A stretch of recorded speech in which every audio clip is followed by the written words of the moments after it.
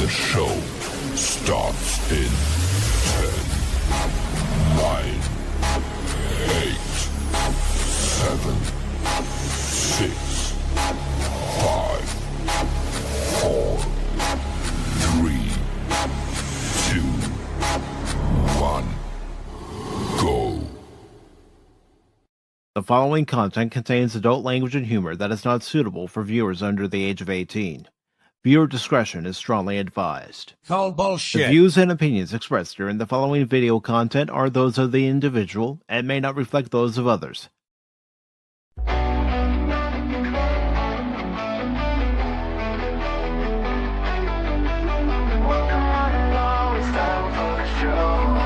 Pacific414 Pop Talk is here. Pop Talk is where it's at, baby. Sit back and relax and join the conversation. We got Baron, Norman, Tax, Cash Money, 007, and even Mike too. Pop culture, entertainment, news and reviews. Discussions are had, opinions made. From the panel to the chat, everyone is welcome here. Reactions, watch parties, and special guests. We like to have a good time. Pacific414 Pop Talk is underway. Pull up a seat, we're inviting you to stay. Articles, collectibles, reviews, you say. Baron, Cash, and Mike bring the fun tonight. Now sit back, relax, enjoy the show. Don't forget to like or comment below. We almost forgot to share out the show. Pacific414 Pop Talk is one of a kind. It's true. It's true. Good morning, good afternoon, good evening, and welcome one and all to this edition of Pacific414 Pop Talk for Wednesday, July 9th, 2025. Along with Baron Norman Tech, I'm your host, Mike. Cash will hopefully be along sometime in the broadcast, but today we do have a few articles that we'd like to share with you over on the YouTube, Rumble, and X side. And one of those articles is about a culture critic who trashes publishers and studios for stamping classic books to market their TV shows and film adaptations. That comes from Fandom Pulse. And then we have a couple of articles from Bounding into Comics. One of them is about Blumhouse founder Jason Blum saying that the biggest mistake made with Megan 2.0 was treating the doll like Superman. And our other article from Bounding in the Comics, and there's actually three that we have for you today. It's about Marvel Rivals, and the director saying fan votes are an important factor in making roster picks, promises more lesser known yet equally fascinating characters. That could be interesting. Mm-hmm. And then we have an article, and it's about the Microsoft layoffs and something that an executive producer over at Microsoft Games has said, and that is Matt Turnbull, who suggests laid off employees use AI to help reduce the emotional and cognitive load that comes with job loss. And speaking of job loss, Disney employees hit with a fifth round of layoffs in the last year, while Bob Iger gets a 30% pay raise. But before we go into any of those articles, Baron, how are you doing today? And also, I want to thank you again for joining me Monday night for episode 6 of The Adventure Continues, a Star Trek discussion where we watched The Doomsday Machine. Yeah, that was great. That was fun to watch. Go over, and again, thanks for having me on there. Let me ramble on there and be serious for once. Yeah, it was a great show. It was a really great show, and it was great seeing it as it should be, not remastered. And I said it on the show with you, right? That they did all this remastering, new special effects to try to get the modern audience interested in it, but they're so mind-numbed and stupid that it still didn't work. They still have turned their nose up at it because they have, this Gersman crap out there, Abrams crap. So, which is a shame. I mean, this is true classic science fiction, true classic Star Trek, and that was listed as one of the best episodes ever. William Wyndon was listed as one of the best guest stars, and it shows. I mean, he worked hard at it. I actually read an article today. Funny, it came up. You were saying, you showed me that video of the fan that with the models and how much better that looked. I'm posting the link to that video into all the chats right now for anybody who wants to check that out. Yeah, and this is a little fan. This is a fanboy doing this. So I don't mean to say fanboy because I'm sure it's more than that. But doing all this model work with the polar lights and with the Ego Moss, and my God, it looked. It could. Yeah, I mean, it could be polished up more. But this is fan. This is Hollywood. So imagine what could have happened if he had a little bit more of the Hollywood technology to play with. But it still looked better than the remaster they did, because I don't know what they did with the Doomsday Machine and the remasters, but it just looks horrible. This looked great. Yeah, so bless them all.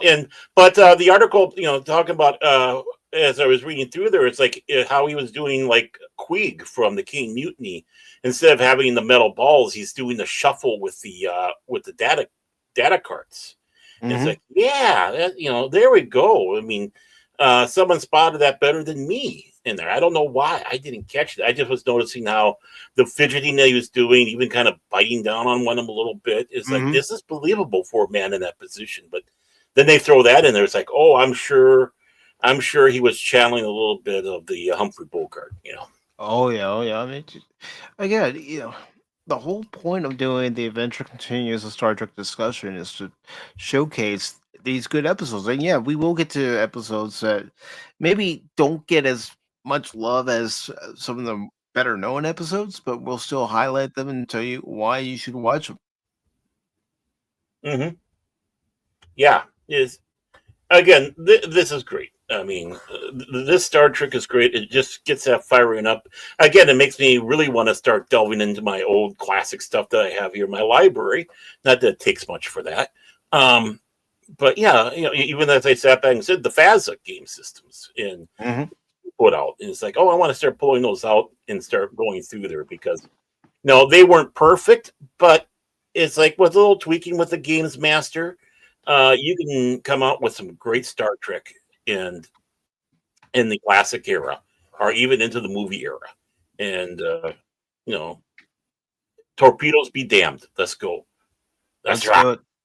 You got it. And to be able to make your own characters. And that's one of the things about that one, too. It's like you're seeing another captain, another starship, and he's listing off crew members that he had and such there. And it gets you that inspiration for the FAS. It's like, yeah, I don't want to play Captain Kirk. I don't want to play Spock. I don't want to be on the Enterprise. I want to be on my own ship, be my own captain or crew member, and have our own adventures separate from all that. And that really helped. That really helped. Yeah, and as a fan, you enjoy stuff like that because you get to create this. Yeah. As an addition to what's already been established. Yeah, I mean, it's like doing fan fiction in the game. Except that you have a cast with you, and you're all playing along and throwing your little bits, and then you're adding in whatever things that would be for you. You're not imposing yourself on established characters. No. And of course, I do want to say hello to Lady Miss. Good morning, good afternoon, good evening to you. Glad to have you here. Hey, Lady Miss. Always appreciate having you here, Lady Miss. And I also want to say hello to the long suffering, and I hope you're feeling better. And I hope her appointment went well yesterday too. Oh, they put her through, and she's got one tomorrow. Looks like they're going to be doing twice a week, Tuesdays and Thursdays, and she's getting around, but she's doing pretty damn good. I mean, she's moving around a lot better. Yeah, she's in pain still, but it's not like she had before.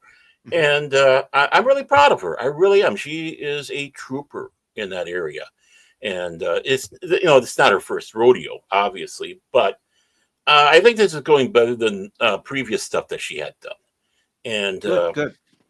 And a lot of thanks goes to the doctor who did that in his staff. And of course, the good Lord making sure that we got the good team in there, and that this doctor had the skills to do this. So like I said, I'm proud of her. She's a trooper. She's stubborn. She has to be. She lives with me. She has to put up with me. That's what she's I was gonna say, just a few days post surgery, she's already kicking you in the butt. Oh yeah. I teased her about kicking me in bed. It's like, with this leg. It's like I'm teasing. Sometimes she can, because she takes a little. Sometimes has to take goofballs for the pain, which she hates. She hates it. But that's when it's fun to mess with her head. And she says, "That's not fair. It's not fair." It's like, hey, everything's fair in love and war, right? Mm-hmm. Yeah, I'm gonna get my ass kicked. But yeah, I'm very proud of my wife. She is a trooper. She really is. Stubborn trooper. And yeah, what can I say? There are some people out there, it's because of their stubbornness they survive. Right. Oh, exactly. And you know what? I attribute that to her. It's like, you should know better. Well, I don't know anything. Okay, that helps.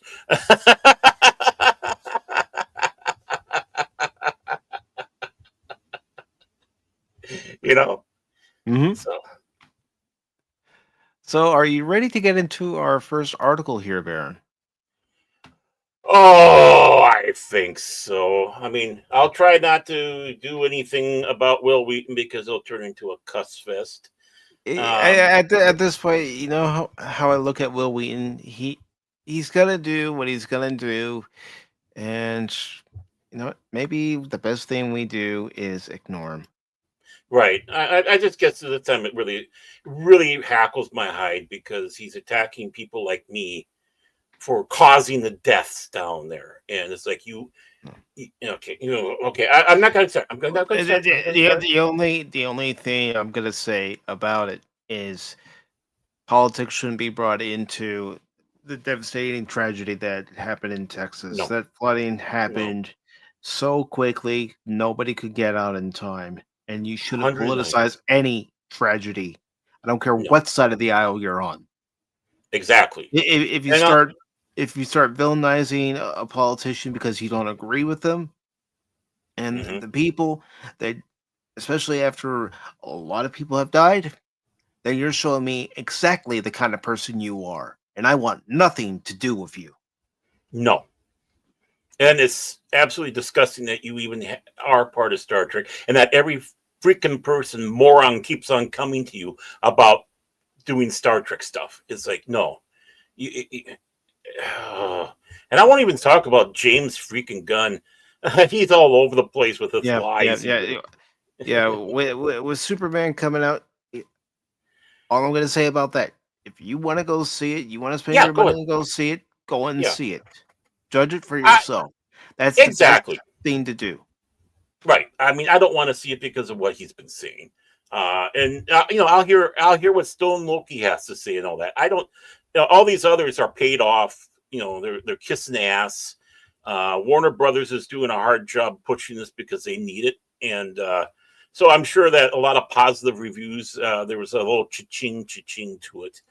But the latest thing he had to do was go out there and cry about the debunking that the film has to make 700,000 or will lose money. Now, it's not true. Well, if he's saying that, then you know it is, because he's just a bold-faced liar all the time. Yeah, and again, I have no interest in seeing it, but if you No. do, it's your money. Do what you want. Judge it for yourself.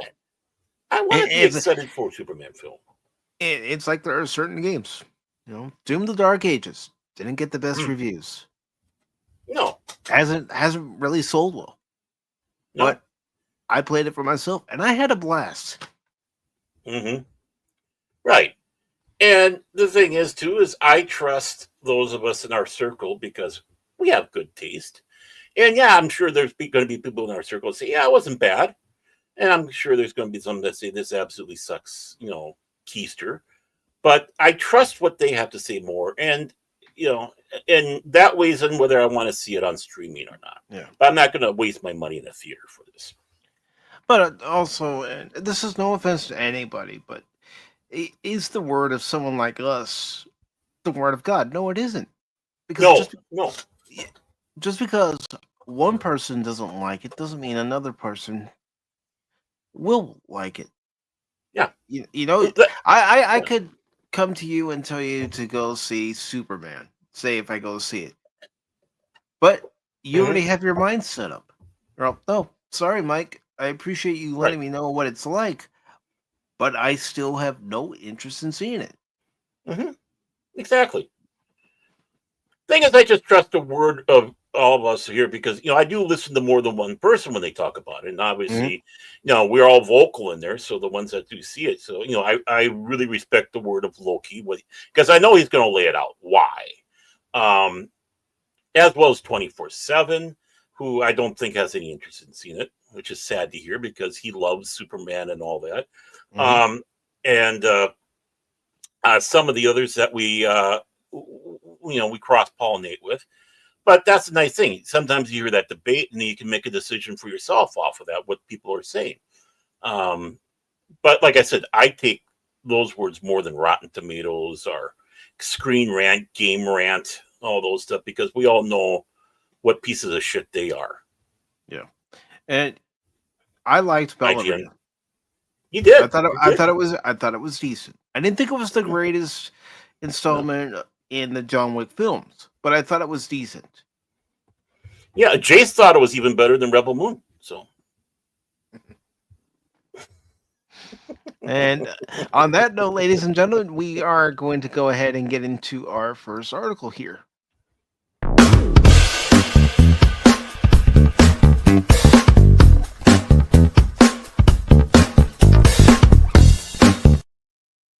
boom, chucka, pow, pow. Oh, we're back. Okay.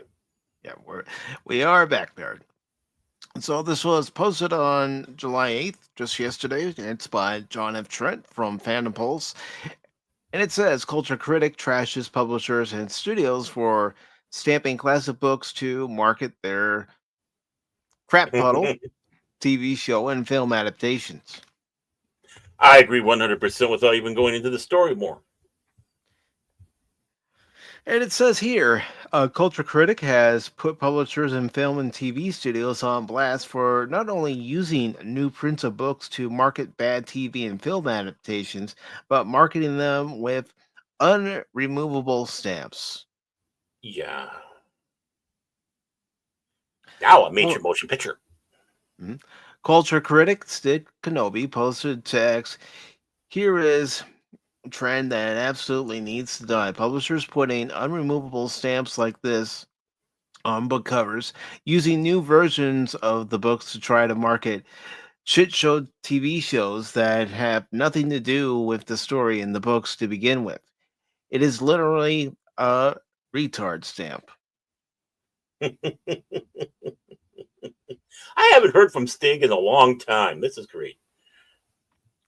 He then shared images of Robert Jordan's Wheel of Time, Terry Brooks, the Shannara, I probably said that wrong, Chronicles, Adred's, don't even try, Mike, The Witcher, J.R.R. Tolkien's The Lord of the Rings. And this is the tweet right here from Stig. And yeah, I Mhm. I do agree. I liked it back in the day where it was just a sticker that you could peel off. Yeah. But when they did start putting stuff like this on books, it's like I don't want that on my book. I wouldn't buy it. Leave the cover as it is. Don't add any promotional material to the cover of the book. Hmm. In subsequent posts, he added, I don't think any fan of those books would want something like this on their shelves. A permanent reminder of that time some talentless hacks shat on the work by making a shit puddle of it on TV. Tell us how you feel, Stig. Just tell us how you feel. Mm, that's what I like. Don't hold back. Yeah, exactly. In a response to ex-user Chris Knight, who described the stamping of the books as a ridiculous marketing ploy and described it as akin to graffiti, Stig replied, "Spot on. Plus, it severely dates the book, especially since the stamp can't be removed." Mm-hmm. And it's a piss poor marketing ploy. Right.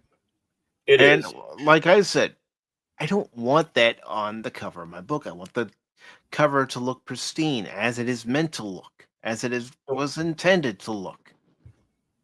Well, yeah, I mean, it goes for me when they put the photo images on the covers of if a movie comes out, like they did with Lord of the Rings.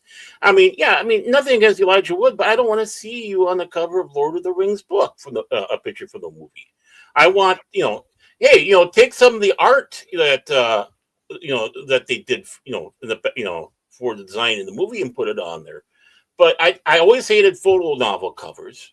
I always hated when they put the stuff on there saying, now a major motion picture or whatever. I could care less.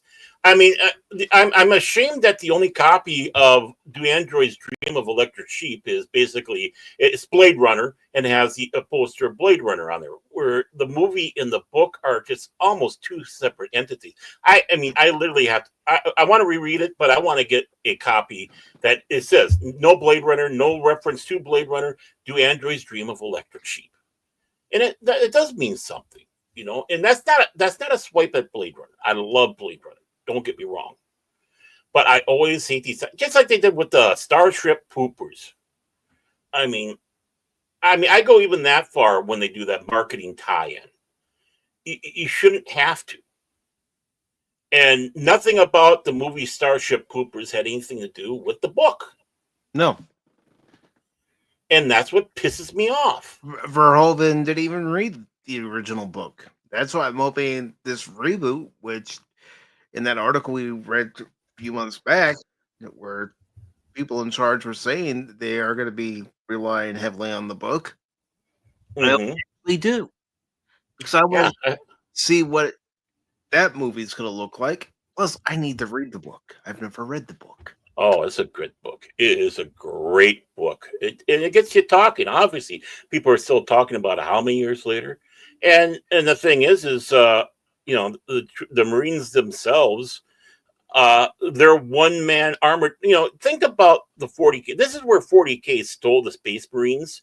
They have no leg to stand on when they start going out there and suing everybody because you're taking their stuff. No, you stole the Space Marines from Robert Heinlein, the one man killing machines. And that's what that is. Think of Warhammer, the Space Marines, and that's what you have in Starship Troopers. Not a bunch of guys running around like Astra Militarum from 40K that get eaten up by the Tyranids. Mm-hmm. And even the Tyranids, I'm sure, was taken from Highline. A bunch of bugs running around trying to eat up the galaxy. So screw you, Games Workshop, and your BS. But that's what I want to see. I want to see skinnies. I want it to make sense. The movie Starship Troopers didn't make any sense. Okay, how are they shooting these rocks at Earth? It takes a long time to get from point A to point B in space, Mm-hmm. and you don't seem to have any form of travel. It's like there's so much about that movie that pisses me off.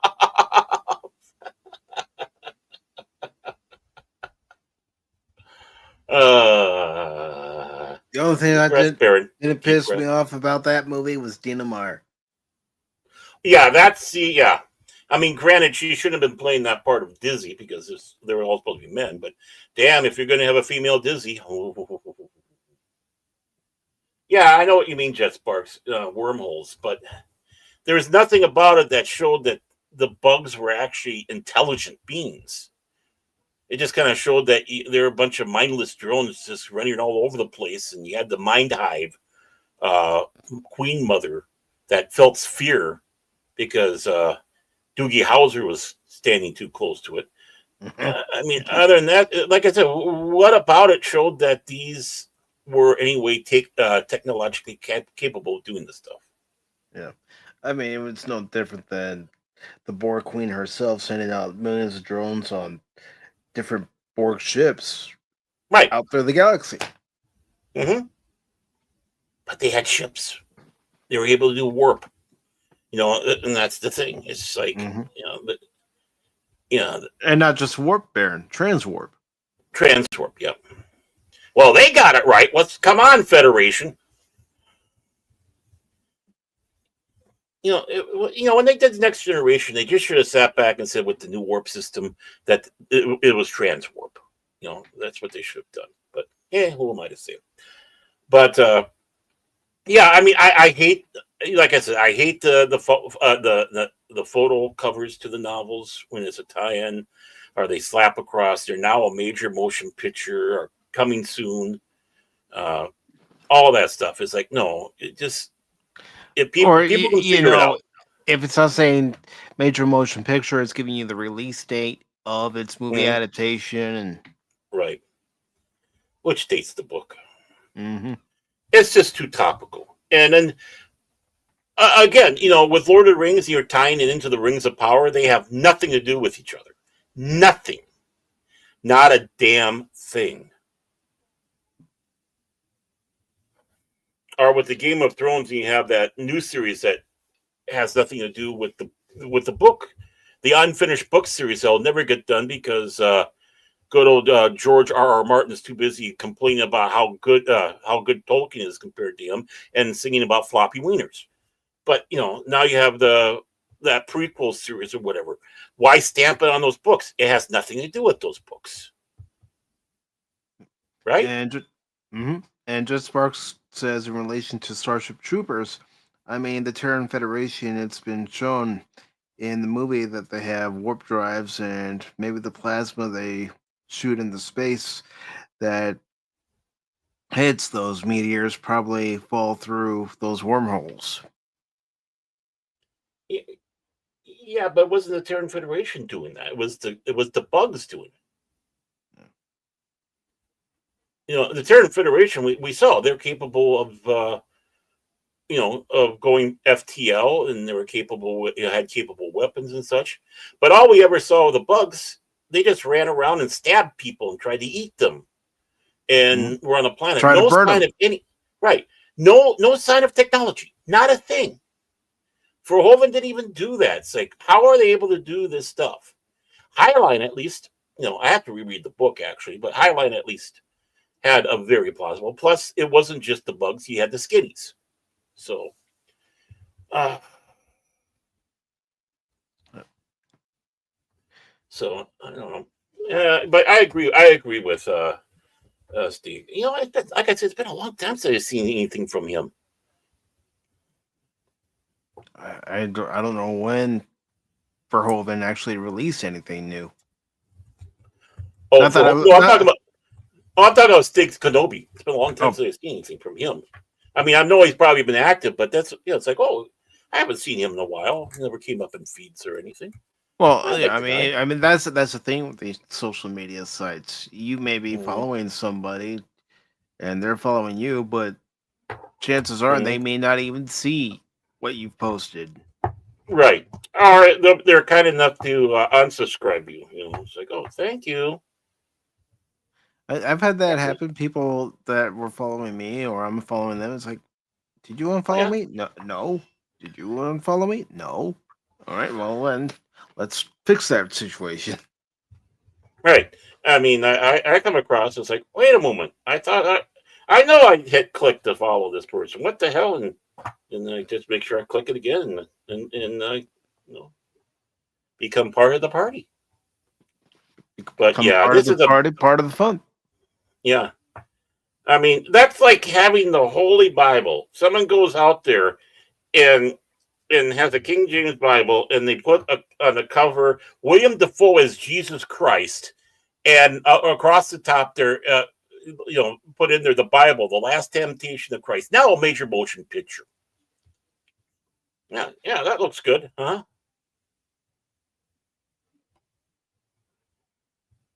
Yeah. Yeah, you had the animated series. I never saw much of the animated series, so I can't comment on that one. Or the other Starship Trooper movies that they had out there, but I know they did have the skinnies in the animated series. So, bravo to that. Well, unfortunately, it wasn't Bravo for our next topic of conversation. Uh-oh, I don't like this.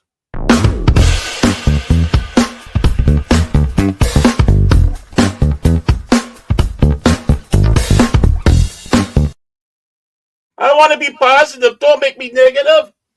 Oh, back to you. I'm not. I'm not trying. I'm not trying to be negative.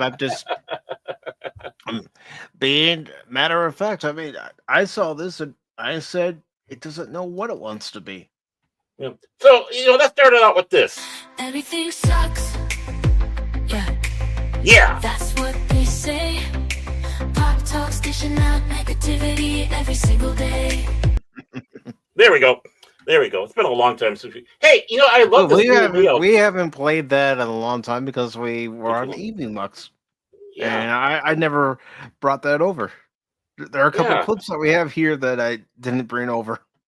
Yeah. Yeah, I love the layout. I love the new layout they have on the side here. Hmm. It's clean. It is. You can find things. Yeah. And, with the more on each line like that, it's like you don't have to super scroll, Mm-mm. But we had this article that was posted by JB Augustine on Bounding into Comics on July 6th, this past Sunday. Boo. Boo. And But in the comments, boo. No, I'm kidding, JB. I'm just kidding, JB. Still, do better. and it says Blumhouse founder Jason Blum says the biggest mistake made with failed Megan 2.0 was treating the doll like Superman. You guys did more than that. You went way off script from the first one. Mm-hmm. All right, so it says She Blumhouse. looked freaky. She's supposed to look freaky. It looks like Meghan Markle. No wonder why Meghan Markle looks like so freaky. Is she going to be in the third one? I think Meghan Markle needs to be in the third one. I don't think there's going to be a third one. Oh, I don't think there needs to be a third one.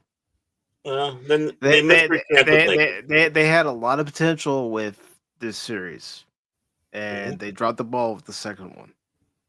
But you never know. You never know. Somebody might say, "Hey, let's do this." Maybe Troma, if Troma's still around. I mean, that's essentially what they did. Jet Sparks. Come with me if you want to live. It didn't know if it wanted to be a martial arts film, a Terminator film, a horror film. It The says Karate Megan. that too. Although when it's available for rent, I would like to do a watch party of Karate Kid Legends. So I'm interested. So Blumhouse didn't start the year well with Wolfman, and Megan 2.0 is unfortunately continuing that trend. Yeah, it's not even in my local theater anymore. It barely lasted 2 weeks. What are they doing over there? I don't know. The sequel shifted tone, genre, and was overconfidently placed in a summer release. And that was one of their biggest mistakes too. They should have released it in January or February, just like the first one was released in January. Mm-hmm. Or maybe closer to Halloween. Mm-hmm. The result is an opening weekend performance well below expectations at 10 million. Mm. And producer Jason Blum is taking the loss hard, but won't do so silently. I've been in pain all weekend long. Oh, being melodramatic. Mm. And I've been thinking about all this stuff way too much, he tells Matthew Bologna on his The Town podcast via EW.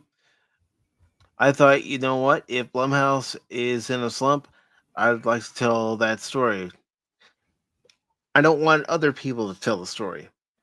Blum thought about it and identified 3 reasons why Megan 2.0 failed. Number 1, He tried to make it a summer franchise rivaling a superhero IP, said Blum. Mhm. We all thought Megan was like Superman. We could do anything with her. We could change genres. We could put her in the summer. We could make her look different. We could turn her from bad guy into a good guy. And we find we kind of classically overthought how powerful people's engagement was really with her. Well, see, that's the thing. You try to make the sequel better than its first one, and you threw too much in the pot. Mhm. You didn't stick with what was working and Mhm. maybe amp it up a little bit with what was working. Mistake number two may boil down to delusions of grandeur, as Blumhouse thought Megan 2.0 could be a tentpole. However, it opened against a summer movie with a regular template of star power and fast cars, F1, Mhm. and got left in the dust. And you know what? I almost thought about going to see F1, but even after watching the trailer for Megan 2.0 and not being so sure about it after watching the first initial two trailers they released and then seeing the third one, that made me go, why didn't they use this one first? Mhm. And then I thought, what? I'm going to take a chance. I've got the gift card my sister gave me this past Christmas to use on a movie ticket. I might as well use it on this. Mhm. But it released with F1, and as the article says here, got left in the dust. Blum thought he could go from a little horror movie to a tentpole and live in the summer. He was wrong and could have spared himself embarrassment by releasing in January again. Yeah, because that's usually when movies like this are released, January, Mhm. because they're not expecting them to be massive hits. Third, he wishes he gave the director more time. Gerard Johnstone, Blum explained, is a terrific director. He couldn't solve almost anything you throw at him, he continued.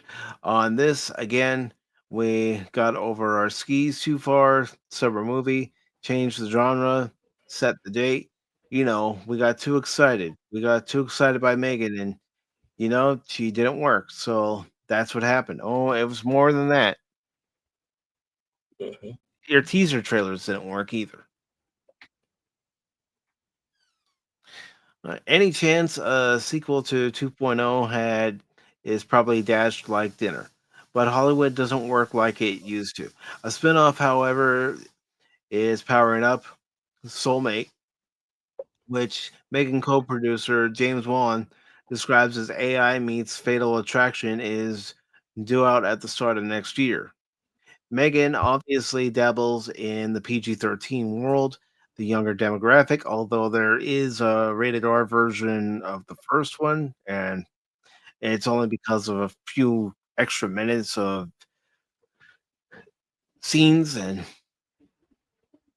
you know that's another thing. If people are going to go see a horror movie, they preferably would like to see a rated R one. I know I'm pointing out the obvious, but Yeah. it's true. And it goes on here in the article. We always felt like there might be a more adult story to tell, and that's really what Soulmate is. I mean, you could have done that with Megan. Mhm. You could have easily have done that with Megan.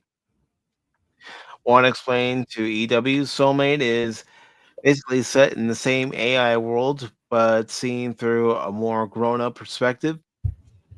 One that embraces all the great erotic thrillers from the 90s, like Fatal Attraction, but with robots.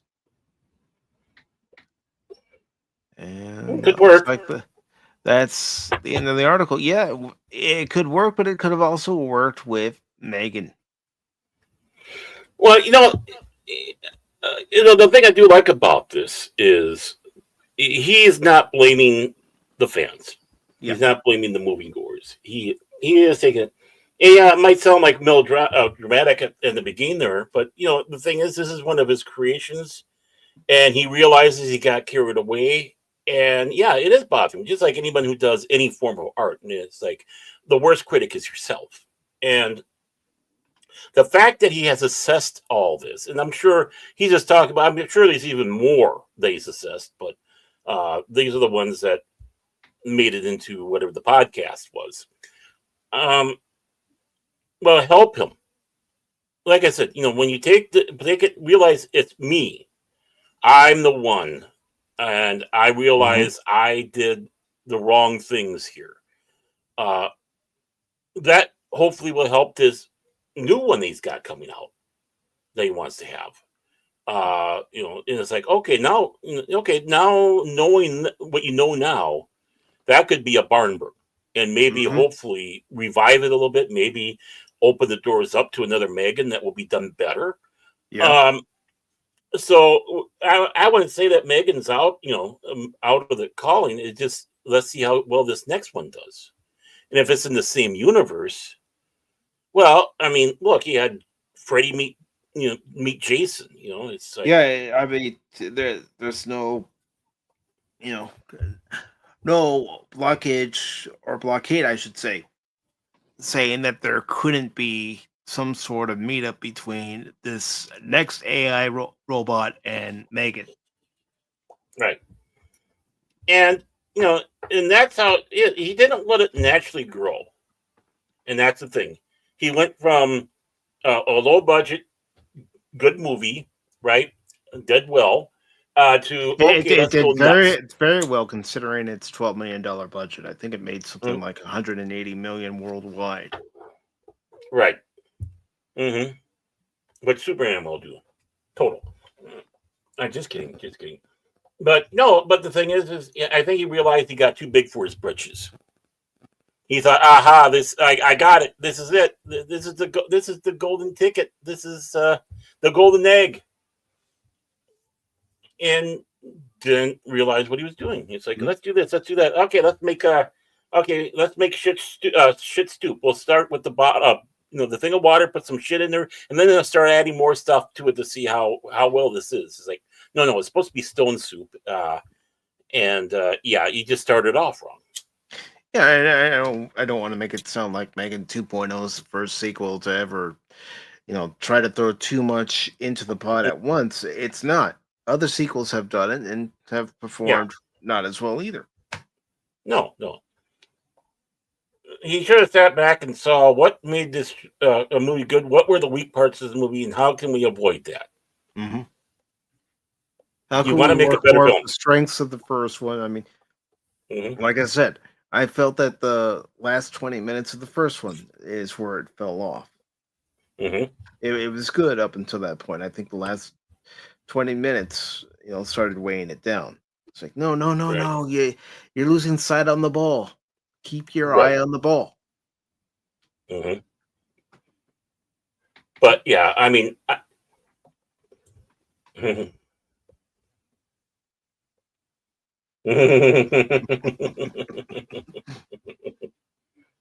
all right, we all know about dolls like that. That's for sure.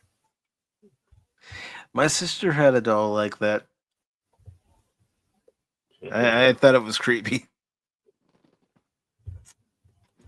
But, again, it's refreshing to hear a filmmaker like this not go out and start attacking the movie-going audience. That's so refreshing. It's refreshing because that's all a lot of these executives and directors and writers seem to want to do whenever fans like us go to the movies or we watch their show. They just want to say, well, they're review bombing us, they're doing this to us, they're picking on us. Well, it's like, if you complain that nobody knows how to dance, you'll go to, maybe it's not them, maybe it's you. I think one of the things they should have done with this film, because I can't say it enough, I enjoyed the first film, but I think what they need to do with the second one is sit on their idea for a little bit, let it simmer a little bit, let it bake a little bit more in the oven.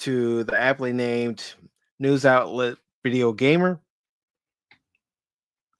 asked whether there existed any possibility that Marvel Rivals could eventually run out of new characters to add to its playable cast. A fair ask given Chen's previous promise that there would be a new hero debuting each month. The director assured his host that such a scenario would be highly likely, as developer NetEase were licensed to explore the full Marvel universe.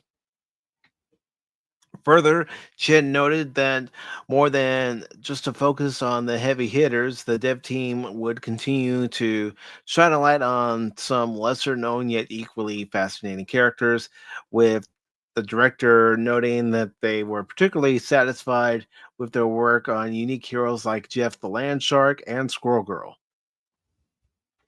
Candygram. I'm sorry. Wait, every time I say Land Shark, I think of that Saturday Night Live. Candygram. The feedback to the current roster has been overwhelmingly positive, he added. It's incredibly rewarding to see players connect with our choices. I'm actually having fun playing as Namor of late. Oh, really? Yeah. I wouldn't say I've mastered the character, but I've gotten used to how the character's supposed to be used. And regarding feedback, Chen told the outlet that more than just performance reviews, the Marvel Rivals devs also paid heavy attention to roster-related chatter, with fan opinions playing a significant role in deciding which specific characters will be called up to the big leagues. Well, I'd like to see Cyclops added in there. Mm-hmm. I think he is. Isn't he? Isn't it No, planned for? he's not in there yet, and I don't know when they plan to add him into the game, but I would love to see him in there. I would love to see Beast in there. Yeah. We continuously pay attention to the community and have noticed that players frequently take the initiative to vote on new heroes they would like to see in the future, Chen explained. We consider these votes to be highly valuable and will use them as an important factor in our planning for upcoming seasons. And while not specifically roster related, the director also confirmed that his team was listening to feedback regarding various gameplay features and the recent option to customize various costume colors, having been one such addition that originated on social media. However, rather than haphazardly adding new features, Chen explained that each and every potential option was researched by our internal team to assess its feasibility. As of writing, it's unknown exactly which characters Chen and Marvel Rivals team have on the deck following the soon to debut Jean Grey, presumably Blade, given the season 3 trailer, but there's always a chance for a curveball. And of course, season 3 of Marvel Rivals starts this Friday, and yes, I will be playing it, and then I'll be switching over to Mating Tops. All right. And it also says in this article, but whoever happens to follow in her flame, hawked footsteps, fans can rest easy knowing that future combatants will be treated with the utmost care to their actual comic book character. What we do is whenever we have a character, we'll come up with a character background, who they are, and the comic references that appear in, what they do, and we'll hand it over to the design team, explained Marvel Rivals executive producer Danny Koo of the game's roster selection process. Then they'll come up with some ideas, and we'll both agree on what their baseline is. When we feel good about the hero, we go into production. Then the marketing team is like, okay, how do we present this to new players that might not know whose world this is? Do we explain it? Recall the EP? We have a comic historian come in. Well, that's smart. Mm-hmm. That is great. Hopefully, it's one that knows their stuff. I mean, Mhm. And it's good to see Gary, who says Jeff and Squirrel Girl are two of my favorite characters. Yeah, I've gotten better playing with Jeff, and of course playing as Squirrel Girl. I had a match where this was several weeks ago where I went 42-0. It hasn't happened again, but I went 42-0. I'm thinking, okay, yeah, I was in my groove. Okay, it says nothing is out of the question for now. I like her admitted. thighs, by the way. Squirrel Nothing Girl wrong with has that. nice thighs. Oh yeah. Nothing wrong with that, Baron. Mm-mm. What am I getting a little tail? Ha! Ha! See what I did there? I don't have the drum sound effect. Mhm. So, there. I just did it for you. Thank you. Hey, 2-drink minimum. I'm here all night. Okay. Remember, tip your server. Yeah. 90 degrees. Nah. No But more nothing- than 90 degrees. Nothing is out of the question, he admitted, in regards to potential roster picks, but the focus on making sure the characters are distinct from each other. For example, Hulk and Red Hulk roughly have the same silhouettes, so we may not want to do that one. That's understandable. Yeah. Their abilities have to be as distinct as well because we have all kinds of players. He concluded some players love the strategist. Some players like to dive into the action. Some players just like to watch other people play. So we have to tailor to every kind of player. Well, I mean, you do have players that like to throw matches and not do anything. Right. Or you have a healer who doesn't heal. And Gary can attest to this. You get into some matches and you and your buddies might be doing well, but the rest of your teammates are like, oh, look at that bird. And Gary says, instead of more characters, I would prefer NetEase get a handle on cheating. Yeah, that's gotten out of control too. Mm-hmm. And let's see. There's nothing else for this article. But I thought since season 3 of Marvel Rivals is coming out this Friday, that we could talk about it. And it is fun when you get together with people like Gary or Fat Steven, Arwen, Yarom, Wolverine, and Duz and Blues Nuts when they're able to join and just get together and play. And yeah, it can be frustrating at times when you're doing what you can and there are cheaters. It's like, how are they able to use their ultimate multiple times over and over again? They got to be cheating. The only exceptions to characters that can actually do it that I know of is Bucky, Winter Soldier. If he gets one good hit the first time during his ultimate, then he can do it another time. But there aren't any other characters that I know of that can do that. And considering how long it might take for you to charge up your ultimate, it is suspicious. Very suspicious. But it's a game where I still play because I still manage to have fun. And yes, I have tried competitive. Yeah, I get my butt kicked quite a bit. That's what we expect. Very funny, Baron. Very funny. But true. Ha ha ha. He's a comedian, this one. No, I just, we believe in telling the truth around here. We don't want people to think that we tell tall stories. I'm the best. I'm the best guy there is when it comes to playing video games. You can hear me laughing. And of course, I did laugh. And I'm the best one here that can tell tall stories. Oh yeah, weren't you the one who wrote the first Tall Tale? All those years ago, yeah. Yeah. I've been here so long. I started doing the first Tall Tale. The moment Adam and Eve came out of the garden, it's like. But that's what they have in mind for Marvel Rivals, of course, going beyond season 3.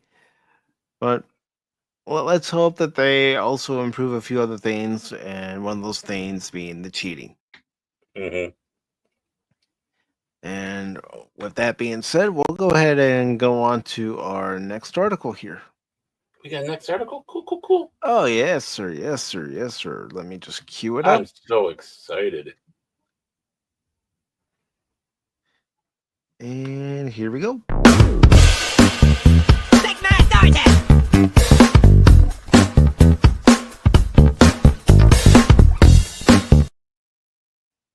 All right.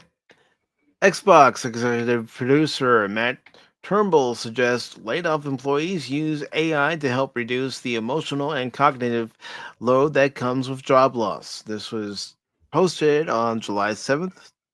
The article's by Ryan Pearson. I am putting the article's link into all the chats at the moment. This almost sounds like that learn to code bullshit that the media is Mm-hmm. trying to put to these people that were losing their jobs. Learn to code. Learn to do AI. Yep. I mean, this is a tone deaf response, in my opinion. Uh-huh. Yeah, he just fired several employees. Uh-huh. And now you're kind of Yeah. telling them to do what the competition does. Mm-hmm. Basically your competition, AI. I mean, that's what a lot of these, you know, artists and programmers and stuff like that view it as. It's like that's the enemy. Yep. All right. So Matt Turnbull, Xbox Game Studios executive producer, has just shot to the top of many folks' most hated list after Yeah. Microsoft had yet another round of layoffs, slamming their gaming division. The executive recommended folks use AI chat programs to help reduce the emotional and cognitive load that comes with job loss. Why not just talk to an actual person? Stop going to AI. It's like when see people saying, "Hey, Grok, is this true?" You have a computer or a phone or a tablet at your disposal. Why don't you look it up yourself? Yeah. Why would you want to trust Grok? We've already seen what a shit show that is. Yeah. And Gary says AI takes their jobs and then they tell them to use AI to feel better. Yep. Yep. Talk about not reading the room. Oh, why should they? Yeah. They're better Wow. than everybody. Wow, now deleted it and unarchived. The URL with the statement clearly existed at some point. Not to mention screenshots and the aghast reactions from others on LinkedIn and social media. Co-founder of Aftermath, Luke Plunkett, reported on Turnbull's comments made on LinkedIn, ostensibly intended to be a motivational and also professional. Well, it's not motivational, it's not professional. Yeah. These are really challenging times, and if you're navigating a layoff or even quietly preparing for one, you're not alone and you don't have to go it alone. Turnbull reportedly opened. I know these types of tools engender strong feelings in people, but I'd be remiss in not trying to offer the best advice I can under the circumstances, he uttered, as though knowing what would come next would be boon to all. I've been experimenting with ways to use LOMAI tools like Chat GPT and Copilot to help reduce the emotional and cognitive load that comes with job loss. Here are some prompt ideas and use cases that might help if you're feeling overwhelmed. Why don't you talk to an actual person? Stop referring to an algorithm. Right. An algorithm's only going to be able to tell you what it's been programmed to tell you, Mm-hmm. what it's been programmed to learn. An actual person with actual experience can refer to their experience and let you know what they did and give you advice on what you should do. Well, I mean, this is like someone who wants to unalive themselves, so you give them a map of the best bridges to jump off of. I mean, really. I mean, that's compassion. Wait, whoa, whoa, whoa. Let's do this proper. Cash Money can put his change in my piggy bank any day. Welcome, Cash. How you doing, brother? Just dealing with some stuff. I'm doing all right. I heard there were rumors that there was a Cash Money out there. I didn't believe them. I thought it was like Sasquatch or the Yeti. And, does anyone have any photographs that aren't blurry of Cash Money that we can prove that is him, that he does exist? Back in '69, I was out in the woods and I saw the Cash Money walking. He stared at me as I took up my camera and he smiled. Kept showing me that. Walking. He kept showing me money and then he just vanished.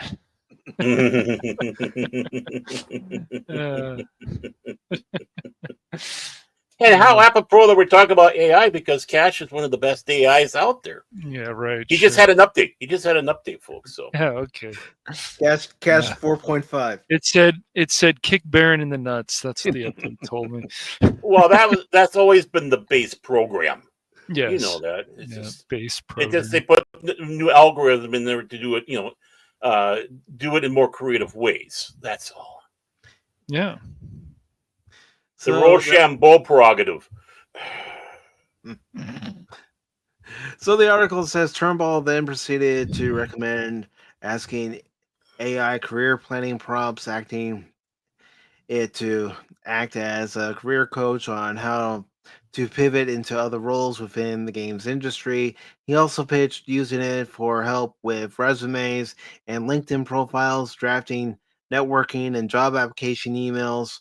He even recommended turning to AI for emotional clarity and confidence, giving the example of asking it as follows: I'm struggling with imposter syndrome after being laid off. Can you help me reframe this experience in a way that reminds me of what I'm good at? That's where you need to go to a counselor. Yeah.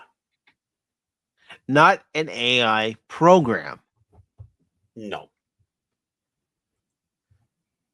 I mean, yeah, I'm not a medical expert, but even I know you don't ask ChatGPT or any other AI out there, how do I deal with this? You go to a counselor, you go to a professional. As a professional crazy person on this show, I have my therapist. That's who you talk to. I don't want to talk to no program algorithm. That'd make me worse. I'm bad enough as it is. Yeah. Turnbull. Yeah. It's ridiculous. It's ridiculous. Yeah, it is. It's absolutely asinine that he's even suggesting this. Hey, Cash, can you have your programming changed so you kick this guy in the nuts a few times? Programming. Look, if people want to talk to about AI and cool stuff that you guys have done some cool stuff with AI. I've done some cool stuff. There's some cool stuff you can do, but asking AI about, sure, you can ask some medical questions and things like that, but to be like, that's my therapist, that's not a good idea. Ask them how to cope with job loss. I mean, at some point, we've all dealt with job loss. Right. Yeah. I mean, did they do this? Fired or whatever. Yeah. Yeah. Did they do this to you when they laid you off at the IGN there, Cash? Sure. No. They just told me that I wasn't active enough, but they said I could come back if I wanted to. And after what happened with IGN, I decided not to. I think you should go back just to piss them off. I guess I could. Yeah. Come on. Man, IGN is such a disaster these days, Baron. Well, There's a few good articles. Yeah, but you could go back there and all of a sudden we start hearing this at IGN. You know what really grinds my gears? I think we need that. I would have to monitor certain comments and stuff, so things like that, I'm sure. Like yours. Like my comments, yeah, no. I've already done some bashing of IGN, but it's been on other platforms. I refuse to actually comment on their own platform. I just don't want to. But I've read Get your some funny job back. comments on there. Get your job back. I want to see cash going on it. There. Oh man, no. But I think we should get back to the story. Yes. It says Turnbull literally suggests those who feel useless to turn to an unfeeling program to say kind words rather than close friends, family, or trained professionals. That's what I've been saying. Yeah. No AI tool is a replacement for your voice or your lived experience, Turnbull paradoxically admits, but at a time when mental energy is scarce, these tools can help get you unstuck faster, calmer, and with more clarity. Are you a licensed medical professional to even be suggesting this? No, you're not. Neither am I. Wasn't Dr. Jill? If this helps, feel free to share with others in your network. Stay kind, stay smart, stay connected. Talk about completely out of touch. It's like, yeah, if you just talk to this AI, that'd be great. And here's your paying slip, but here's some AI to talk to. That'd be great. And of course, there's a screenshot of a post by Mario Newfall who says Xbox exec to laid off workers ask ChatGPT how to feel. Microsoft just axed 9,100 jobs, including entire Xbox studios, and one executive had a Galaxy Brain solution. Use AI to manage your emotions. Matt Turnbull told ex-employees to hit up ChatGPT or Copilot for resume tips. So stupid. All this is made worse by the fact AI is being discussed as a cost-cutting measure in games development, replacing the human element. Microsoft Gaming CEO Phil Spencer reportedly told employees in an email during the layoffs that the company wanted to focus on strategic growth areas. While this was not elaborated upon, Microsoft was gearing up to invest $80 billion in AI data centers at the start of the year. That's ridiculous. I don't care if AI is something that we all use. Right. You need human beings working on these games.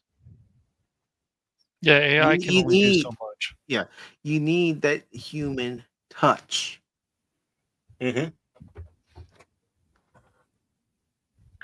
Others have claimed Microsoft will reopen the laid off positions later, offering them to H-1B workers for cheaper pay. Well, I mean, that's not unheard of with companies.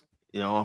Okay, your salary is getting too expensive for us, so we're going to let you go and hire this person for much less, so we can save a dime and earn a profit. And while you're at it, can you please train them in? Whether AI a human replacement or the role genuinely being closed for the foreseeable future, Turnbull's recommendation went down like a lead balloon with weights on. Yeah, it did. Yes. While some accuse Turnbull of LinkedIn brain, how anything and everything can be used to help further a career, even his fellow executives balked. Founder and CEO of Story Data Inc., Rado Kotarov, I may have said that wrong, posted on LinkedIn. Seems that some bosses have lost all sensitivity and empathy to those who suffer. The 9,000 laid off Microsoft employee. But there is also a hubris. Oh, yeah, there's a big hubris. Pure fucking I'm hubris. shocked. Really? Really? Honestly? The hell you said? Recommending to these people to pour their feelings into Chat GPT. This arrogant indifference of outsourcing human empathy to a bot is morally repulsive. Imagine if someone hires a humanoid to go to a funeral instead of them. Yeah, it's horrible. Honestly, I think Matt Turnbull should lose his job. I don't think anybody should lose their job, but when you're that insensitive, you don't have any sympathy or empathy to those that have lost their job. Maybe you're the one that needed to go. Yeah. Maybe it's a you thing. Yeah, I mean, it's not, and we don't know if these workers were woke and whatever, but it's just That doesn't matter. CEO, no, the Mhm. CEOs, they've caused their own problems, and those people deserve to be fired. But situations like this, it's just, I think CD Projekt Red actually said that they would like to hire some of these people, so maybe they'll hire all of them, or some other companies can pick these people up. So if Oh, I think so. If they can take their competitors, people, and use it against them, and there's going to be some let's go out there and really screw them over by doing a great job on something. So we are the studio, not you. Right. And CEO and founder of Symbol Zero and a Microsoft regional director, Raphael Brown, quit their spotlight in the Force, or however you say it. I'll look it up later. I think that they're trying to put in there's disturbance in the Force. Oh, well. But what AI or whatever, I don't know. It's editor. Where's that's how I read it. I didn't separate it. I read it all as one, like an idiot. But it says some people just start on the dark side. So Turnbull pushes suspect Gen AI proven to be dangerous in mental health circumstances, and he simultaneously pushes company tools as a promotional. Real class act here. Oh, he's scum. He is. On a serious note, if you are dealing with a layoff, talk to people, peers, family, friends, partner. Talking to your pet is better than talking to Chat GPT. It's true. If you have a cat, at least you can hold it, and it might purr for you. Yeah, that's true. And it's soothing. And don't turn to a GPT. Turn to Amir Satvat's gathered hiring resources for the game industry. Brown then recommended several papers that warned against AI for mental health treatment and reports on Turnbull's post. Yeah, do it. I know he did, but again, you literally just want to waste talent and favor of AI. But again, they do it so they can probably save themselves a few $1 million. These executives who remain in power to line their pockets. Yeah.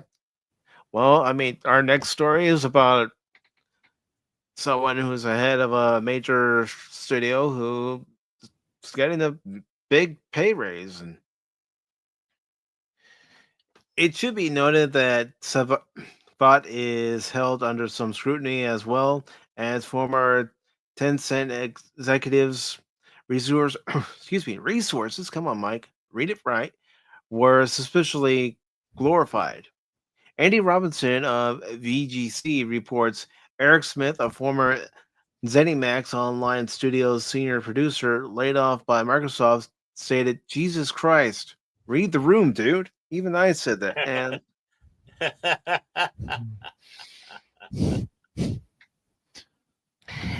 what do I got here? Baron says, almost 2 years. Little Wesley, Will, and Jimmy. Yeah. I mean, yeah, it has been almost 2 years since you've been a part of Pop Talk, Baron. I know. Well, no, as a member, it's been longer than 2 years that I've been part of part of the team. It all blends together for me, Baron. It all blends. It would be. You're just as insensitive to these people. These people.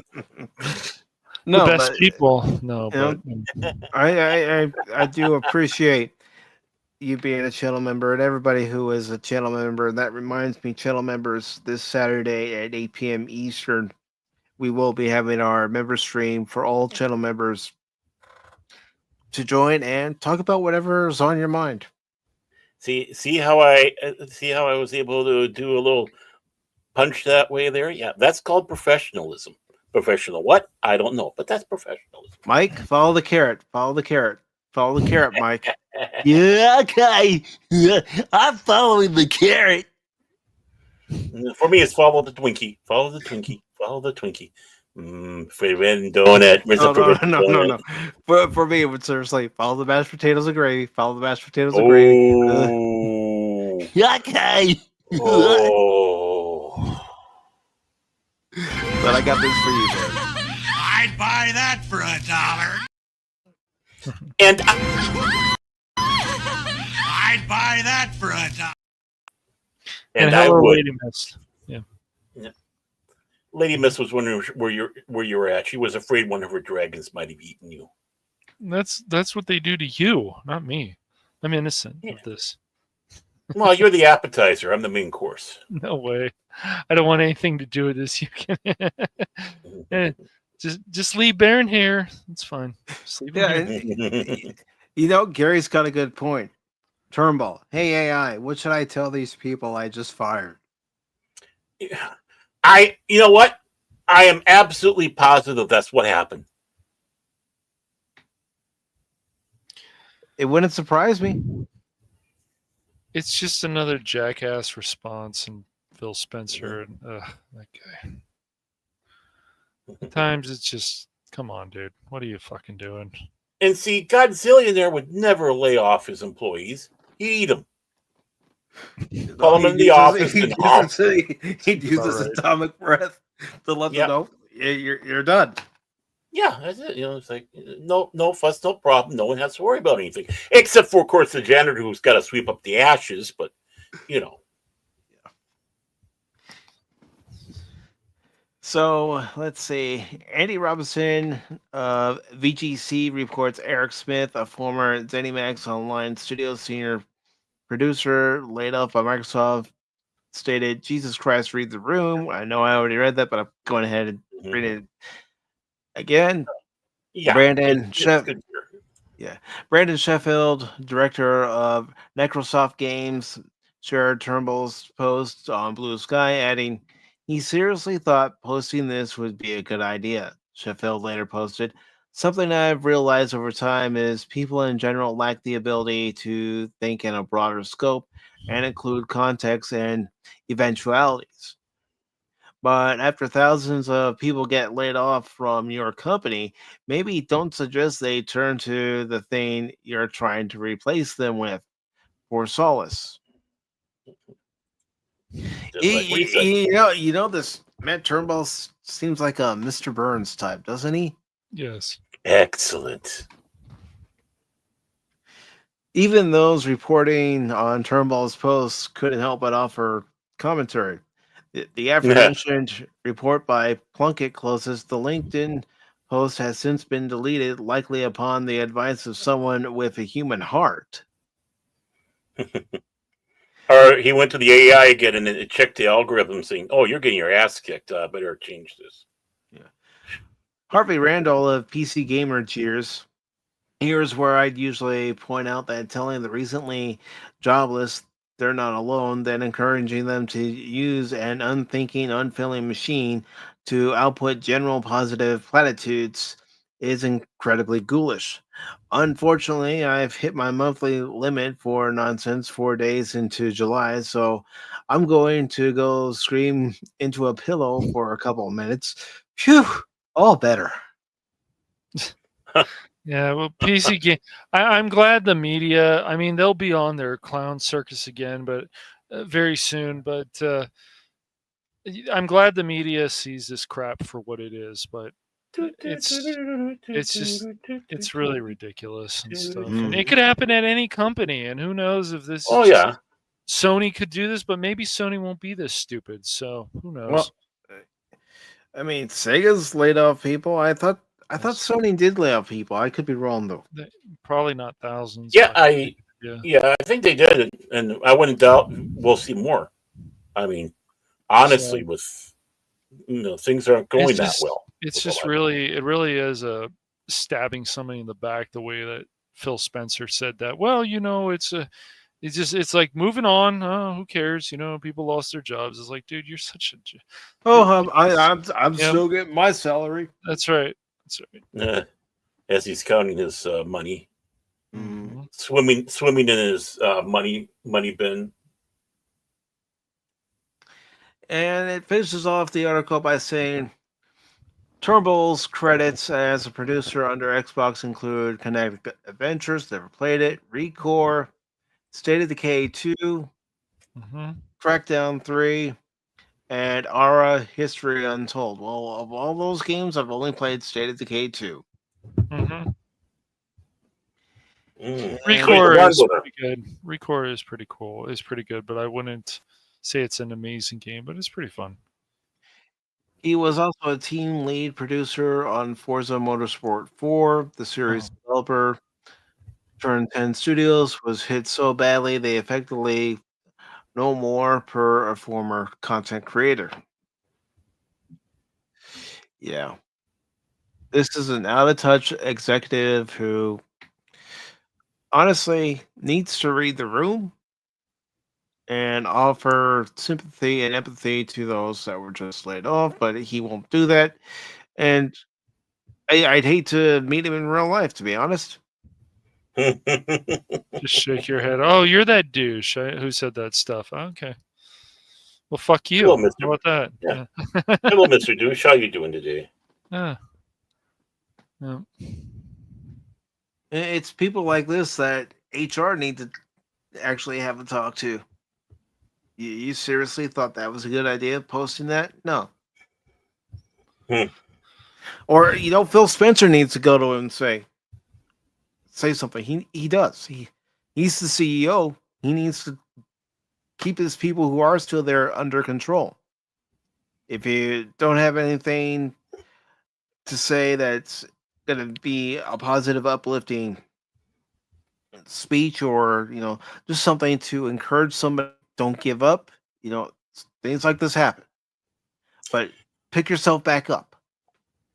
You'll find something out there. And that's the thing. You just said something perfect about that. The people who are left behind, the people who are still working there, right? They're nervous now about what is their job status. Mm-hmm. Obviously, they got to be, because of all the people that are being kicked out, all the divisions being closed, all that fun, wonderful BS. So, and then they see this happen to their fellow workers, and what's that going to do for the morale of that team? How are you going to have them going out there and doing their best when they're fearful? They're fearful for the job. Why should I put 100% effort in when at any moment they'll pull a stunt like this on me? I mean, I'm sure everybody who's here has been working somewhere where people are being let go. Yeah. I've been at places where they start letting people go, and I did start thinking, am I going to be next? Mm-hmm. Cash walks in the room and goes, "Hey, you're gone. Here's your slip." And you still let him on the show.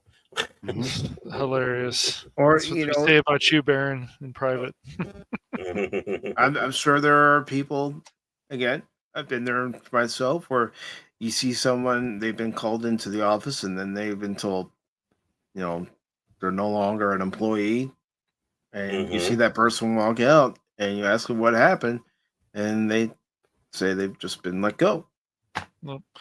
Or you're ready to, they're going to teach you how to use the cash register or something, and it's seasonal, and hey, maybe this will turn into something bigger, and they just let you go after the seasonal's over, and it happens. And it's more you get laid off, but it's kind of like, well, maybe it's just better this way, because you realize there's a lot of drama, a lot of unnecessary drama that and then the place closes down.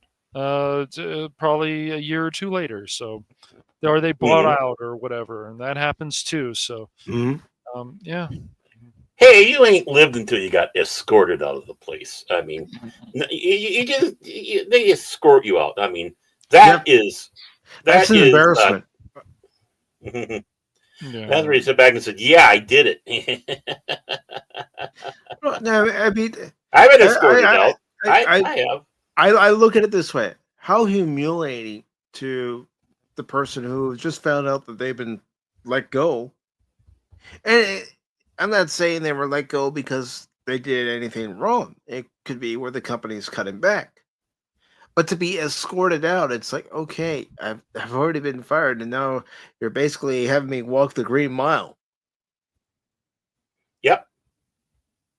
Yeah, it's just tar and feathers at that point. Yeah, Walk the plank. Yeah. in front of other managers or even associates. Mhm.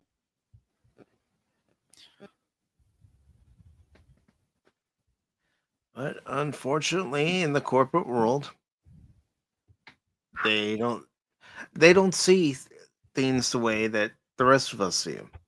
Well, let's be 100% honest here. Big corporations are soulless. They don't care. They might sit back and say they care about the employees, but they really don't. I mean, it should not be called human resources. It should go back to being personnel. Why?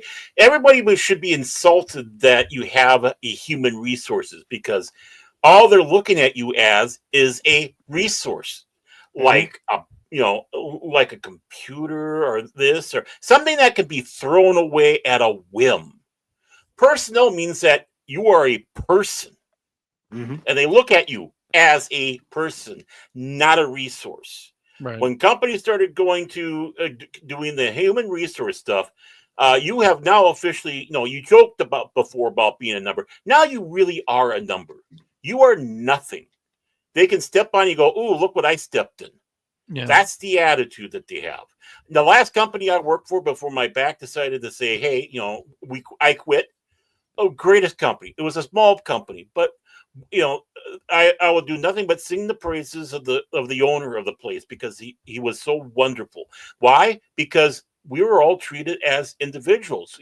Everybody was on a first name basis um, as you went around, and it hurt me to leave because well, I was hurt, I was injured, I couldn't do the job, still can't. And I wish I was still there, to be honest with you. But that's not a them thing; it was a me thing, or at least my body. But yeah, companies either get away from human resource and go back to personnel and remember that these are people you're dealing with, not some object that you can just toss away when you feel you've just been, when you're done with it. This is where you get this mindset. This is where you get these guys doing this bullshit to people. They've just become so soulless that they don't recognize what you are, even though my God, they're better than you because they're in that position, and we're untouchable. Right. So, and this goes right into the main story too. As we go along, it's the same thing. No, Mhm. we're better. We're the kings. When they went out with that bullshit, no king days. This is the kings you should be talking about. Mm-hmm. They're I running mean, these things like little fiefdoms. I was lucky with one of my jobs where I had a manager who knew everybody. Didn't matter if you were on first shift, second shift, third shift. Hmm. He knew everybody. Wasn't Right. like, oh, hey, you, or he would look at the name badge and go, oh, hey, Mike. No, even when you walked into the building before you had everything on that you need to have on, he would say hi to you. Hmm.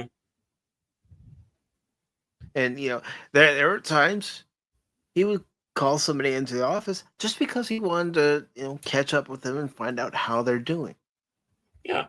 find out how things were going in their personal life, if there was Hmm. anything that he could do to help. Right.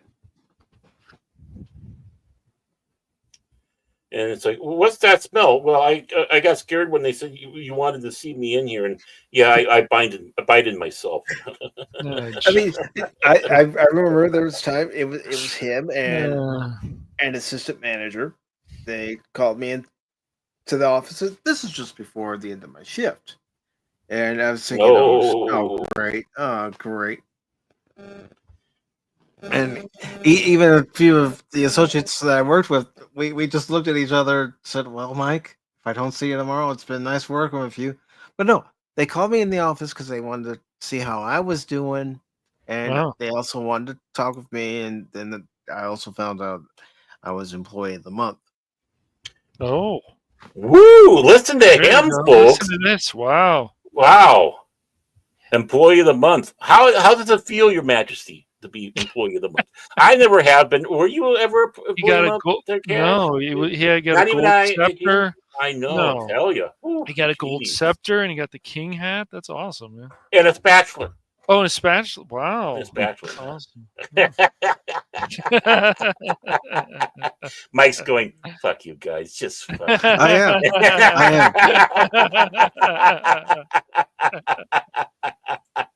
But see, it threw me off when I got it because I was just doing what I've done every day.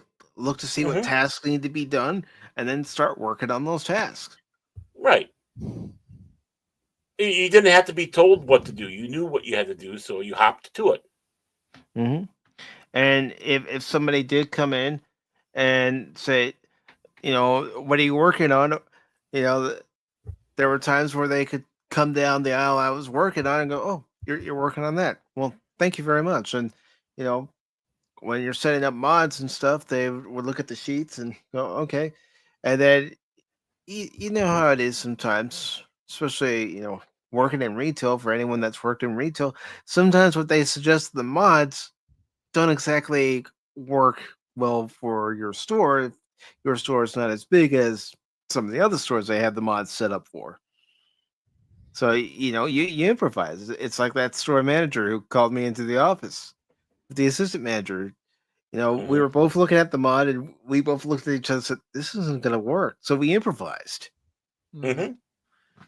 And Padawannabe, we told you, man, you got to stop talking about X-Men 97 so much, dude, especially at work. Come on, man. Yeah. But I mean, speaking of Padawannabe, he says, "My last job told me they wanted me to quit the job I had. Told me for weeks that I'm going to fit in just fine. Then they just let me go right after 30 days." Yeah, but you never know when you're hired if they're even going to want to keep you. They might see that somebody's applying for your same position and they have more experience. So it's like, okay, sorry, Padawannabe, you're out of here. We want this guy instead. I had a job like that. I mean, I was working temporary. It was basically, even though they're the same people, there were two different companies in the same building, one side and the other side. And I finally, okay, I'll take the bite. I'll become an employee on the other side. And they're there, "Yeah, you're doing great. You're doing great." Then they give me they give me my uniform. They give my uniform to work, and then like literally the next day they go, "Yeah, we have to let you go." I said, You told me I was doing a good job. You just gave me a freaking uniform." "Yeah, and we got to let you go." And it's like, yeah, F you too. I mean, it's like honest to Pete, and that's just it. When they say that, "Oh, you're doing a good job," then they turn around and go, "Yeah, you're gone." Then they start telling you all the wrong things you're doing. It's like, shouldn't you have told me that before so I could improve myself? Shouldn't you have called me into the office at one point and said, is there something we need to know because your job performance hasn't been what we're used to seeing from you? Now they saw my record, so they were afraid. No, I'm kidding. And the long suffering says, "I've only seen that in cases where the employee did something like theft or drinking on the job, not being let go." And this is in reference to me telling you, "Oh, I worked at a place where it didn't matter what it was, you were let go, and they would escort you out." Oh, I mean, I remember her telling me, because she worked in the pharmacy in the hospital, And saying something about where she watched somebody get walked out. Why? They were taking the drugs from, stealing drugs. And it's like, oh yeah, not just any, the good stuff. But yeah, she did get an award, and actually that was one that she caught that could have cost people's lives. Yeah.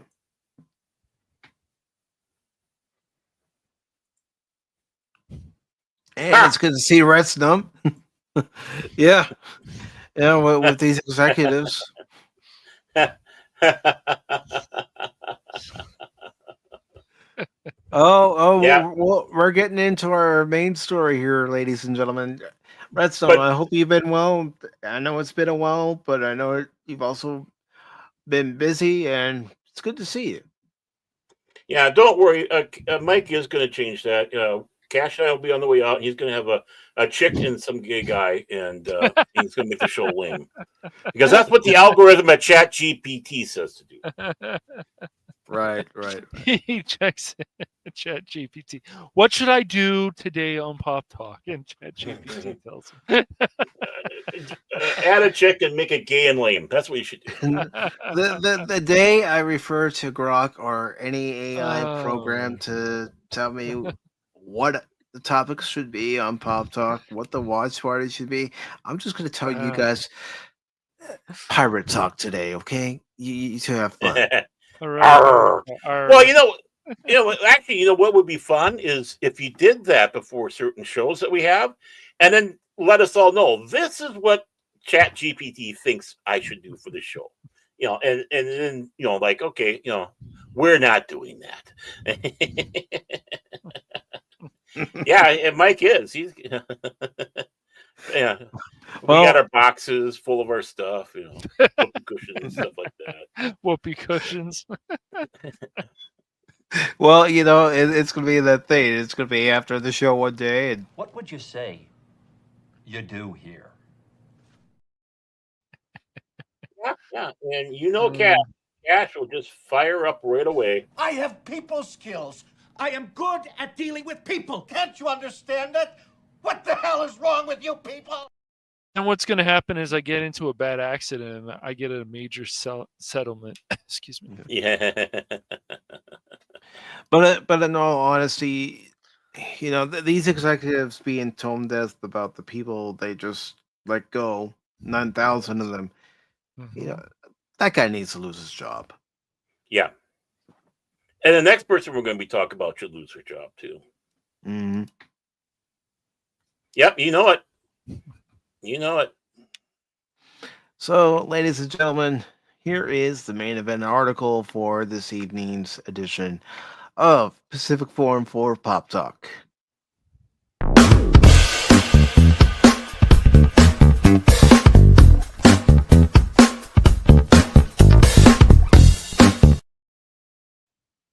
My mouse wasn't cooperating, so sorry I didn't have it up there. How apropos! How apropos! Your mouse wasn't working for the story. I love it. You can't make this shit up, folks. No,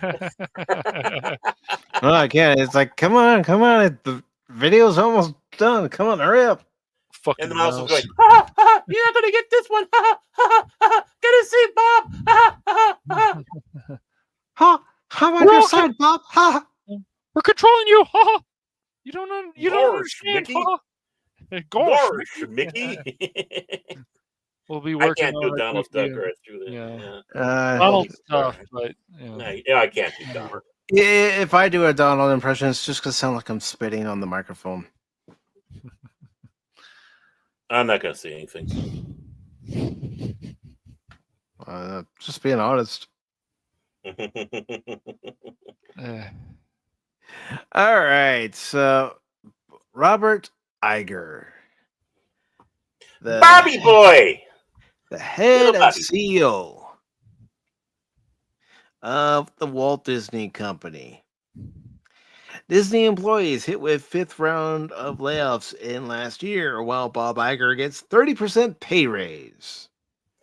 Of course. Good job, Bob. You're doing a great job, Bob. Well done, Bobby. Bob. Got big old Bobby there, Bob, bing, boom. And this is by Marvin Montanaro. It was posted on June 27th. Hi, Marvin. Marvin. Yes. Marvin. But of course, he is low on fund money and they don't need their jobs. I mean, check. Disney's getting rid of Tom Sawyer Island and Yeah, I heard that too. I think that the Disney Rivers of World. America at Disney World. Yeah. And the other day, I see a advertisement for them before I'm watching a video on YouTube where they're saying, how patriotic they are and how much they love America. Then why are you getting rid of a major part of your theme park that everybody loves, Rivers of America? Everybody loves going on that riverboat. It's relaxing. Mm-hmm. Well, when you're going to a park like that, yeah, it's relaxing because you get a few moments of reprieve from the hustle and bustle and crowds in the park. You get some nice views.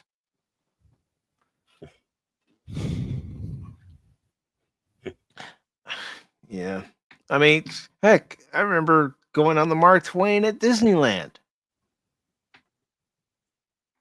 Yeah, it's interesting that Park Place and stuff like Bounty and the Comics and Cosmic Comic Book News and stuff, they will talk about how rowdy people are being, how this doesn't feel like a family place anymore, and I think it's good that people are pointing this stuff out. But I notice no one else does, which is really interesting. Variety never does, and none of these people ever point any of this stuff out. It's like whatever. So. No, because they're seeing it through rose-colored glasses. Everything's all hunky-dory. But it says the Walt Disney Company has announced its fifth round of layoffs in 2025, continuing a pattern of deep cuts across the entertainment giant. The latest reductions have struck the entertainment and ESPN product and technology division, where less than 2% of the workforce was reportedly let go. Disney referred to the move as a rebalancing of resources, despite it following 4 other major staff reductions in the last 8 months. But what makes this round especially controversial is what happened earlier this year. Oh no! Dun, dun, dun. Oh, give me a break! Yeah, Come on! This is where this drives me always crazy with this whole thing. Now you need to pay. Yeah, certain articles. Or sign up. This is the VIP stuff. Yeah. Oh, you have to be a VIP. Oh yeah, you have to be a VIP. Oh, come on. Hey, I'm gonna find it somewhere else. I'm gonna find it someplace else, folks. Give me a second. Yeah. Duck you, Park Place. I know. Boo. I'm just like, ugh. It's been like 2 months at least. Just give me a few moments to find it. I mean, that really got out of hand fast. It did, didn't it? Yeah. I'm typing as I can, folks. I think you're gonna that Park Place. Yeah. That Park Place. Do you see what happens, Larry, when you fuck a stranger in the ass? Hold on. I got nothing against that Park Place. I realize that they can do what they want. that work there, and it's their site. They can do what they want, but I know. But it's so fun to pick on them. I'm just picking on them. I'm not a fan. They can do what they want. I'm just not a fan. I'm just poking fun at you, that Park Place, because why not? I mean, I find it. So again, it's iconic that they're talking about a pay raise and letting a lot of people go off. But we want money. I know. It's the irony. I'm just pointing out the irony and having fun with it. Oh no, I'm not. They can do what they want, but they can do what they want. They have errors and stuff in their articles, and then they think they deserve money. I don't know. It's funny. Hey, they got the best AI working for them. The best. The Yeah, very they started that. I think it was a few months ago. Yeah, something like that. It's not current. The VIP article section. So they have like 4 or 5 articles. You got to pay. I mean, it's not Yeah. that much, but it's still like the Guardian's doing that. Has been doing that as well for what now? At least more than a It's few years. January. Something like that. Yeah, they've been doing that for a while. They really have been doing. And yeah, I realize it does take money to run it, but you know what? They could at least have it tagged right away that this is the VIP story instead of getting you to read in there. I realize what they want to do. Yeah. They want to hook you. Yeah, you know. Right. Mm-hmm. But still, it's just like, just don't do that. That's not nice. No, it's not. I'm still looking. I haven't found anything that's current. Yeah, stuff can be annoying sometimes. Yeah, it can. I'll be honest. It is. I mean, that's what I was to the center of the whole show about. Maybe I should read the articles ahead of time, but the whole You point can. of the show is to have the reactions be right then and there and natural, not Right. something where I, read it ahead of time and then I can formulate my opinion right there, then and there, and then save it for the show. No, that's not how I ever intended it. Yeah, it's fine, or read some of it and then finish reading all of it on stream or whatever. But just so you have an idea, because sometimes you find these articles, you're like, this article is bad. It's like when you find an article from people send me stuff, of course, on Discord here and there, and I go, oh, that's very exciting. I really find it funny. Like the media is still pushing stuff like Veilguard and so on. Man, they're really pushing that hard. They're like, hey, didn't you hear this guy at the Gay Awards or Gamer Awards? But it's GAMRE. He won. The voice actor won for Veilguard. It's like, oh, that's very exciting. People can have whatever kind of award shows they want. I just think there's just too many award shows out there, Baron. Personally, I do too. Yeah, because they have nothing else to offer. Yeah. I found an article about the layoffs. I don't know if I'm not seeing anything. If it talks about Iger getting his 30% pay raise, but I've got something, folks. He has something. He's got something complete. Yeah. Something dark side. I mean, it's not too far off after that Park Places article, so I'll just make sure to put this in the description. And I'll keep that link to that Park Place, because if somebody is a VIP member, then they can read it. Yeah. But this is called doing things as an audible. It's like, all right, that article's not gonna work out for us. No big deal. Let's make lemonade out of these lemons. Oh, LA Times has one, Padawan. Okay. Is that current though? Like, are we? Okay. I got one. But Mike's beat to it, Padawan. So you got to be a little faster. Yeah, Padawan. Yeah, come on, Padawan. He's trying to help, man. I know. All right, so this is actually an article that was posted on June 2nd. So it's pretty current. Yeah, it's fine. And it's from Inside the Magic. It says hundreds of Disney employees lose their jobs, a new round of layoffs. It's by Kristen Swenson. And it says when Bob Iger returned. Make sure it's from this year, Mike. Yeah, it's from this year. Yeah, it is. Yeah. When Bob Iger returned as CEO of the Walt Disney Company in November 2022, the company was in a very precarious position. Bob Chapek had failed in less than 3 years as CEO. The stock price was terrible. Cast members were miserable. Disney Plus was losing billions of dollars, and the company was struggling with its reputation.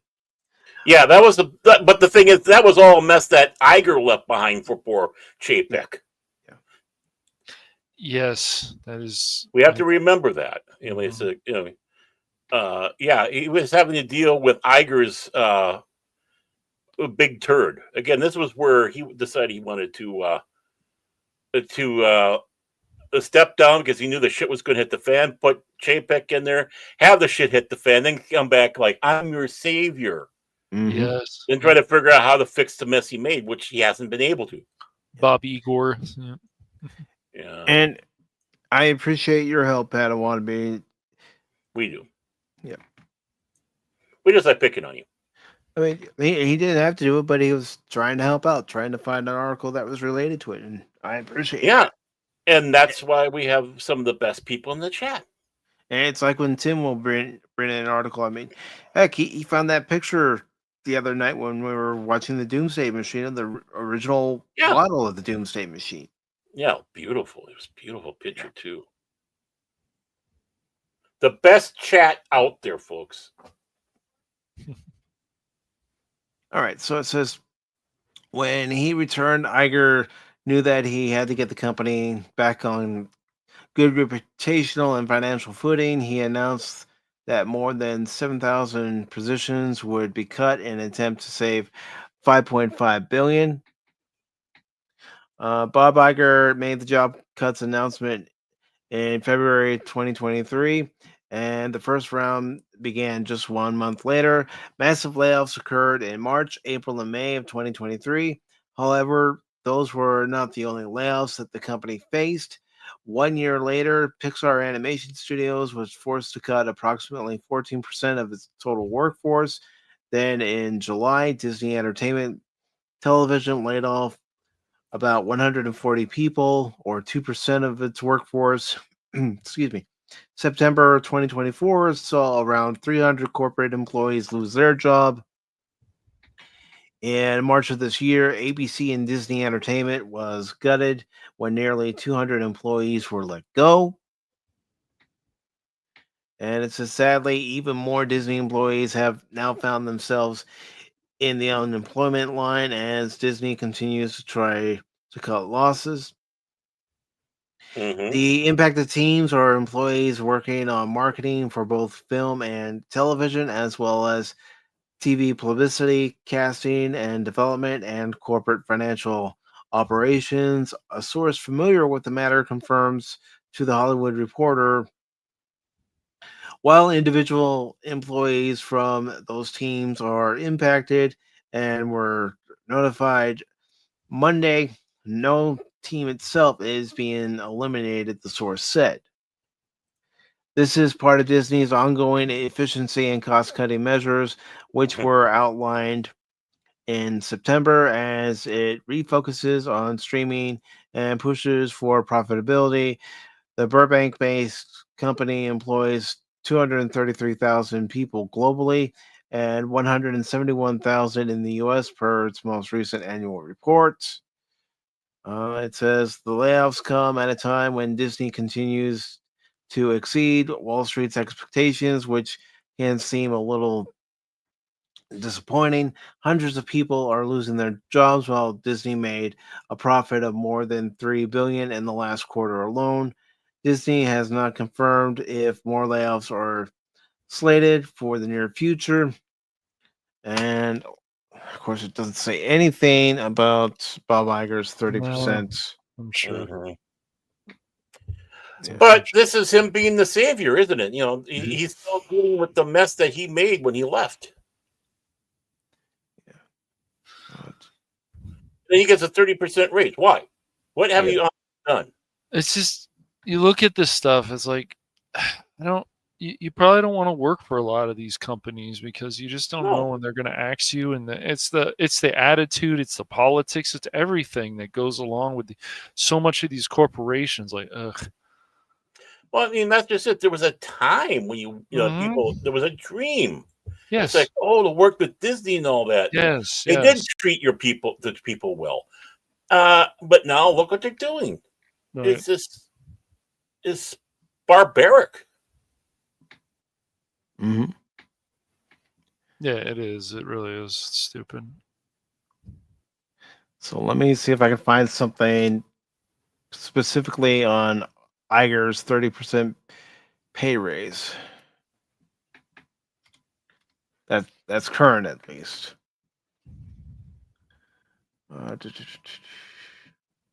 Okay, so that actually looks like an article we had talked about earlier, One for Fortune. It's from back in January. That's what I'm saying. So yeah.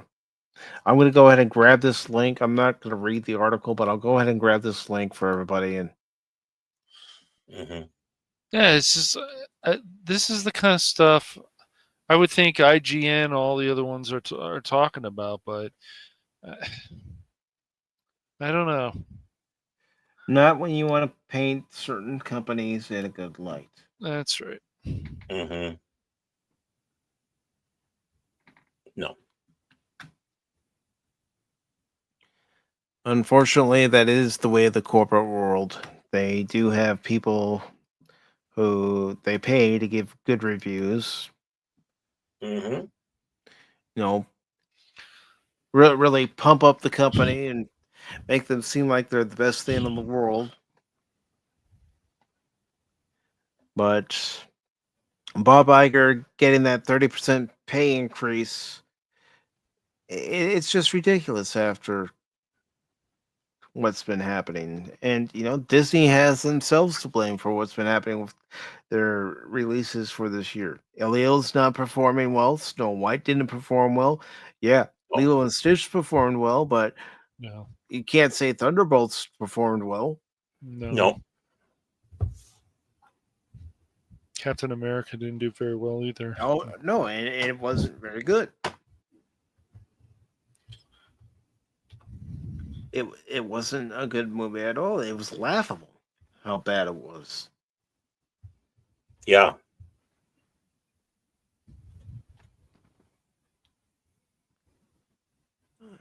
Yeah. They and they think this is worthy to give a raise to. This is ridiculous. Mm-hmm. And Padawannabe says Brett Cooper went to Fox News or something. Was this an unsurprising move or kind of expected?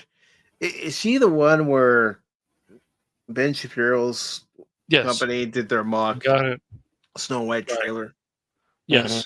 I mean, with everything that's happening, with Ben Shapiro and his company right now, it's not surprising. I mean, just look at Candace Owens, how she's completely changed her perspective on things, and yeah, she's causing some trouble when she talks about things like war and stuff, but she can be a pinhead on certain things. But it sounds to me with this situation of Ben Shapiro, that working for him, you say anything bad about Israel, you're going to probably be on the chopping block. I don't know. I think Brett Cooper, I don't know if she said anything bad about Israel. She probably was like, I don't think this is for me anymore. So I don't know the whole story. Or did they fire her? I can't remember. I thought she just left.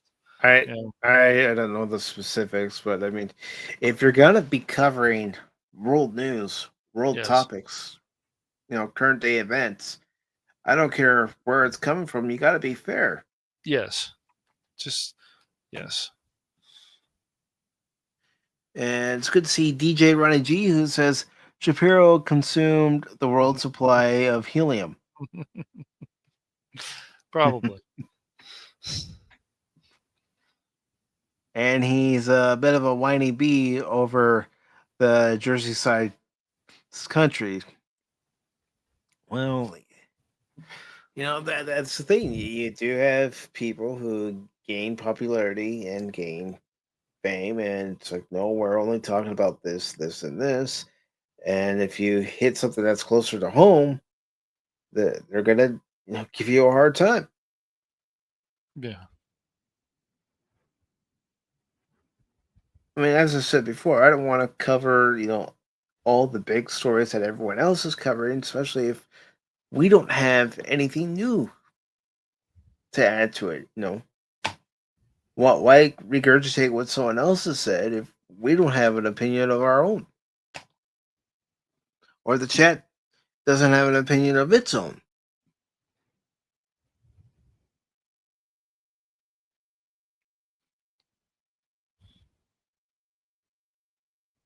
I don't know.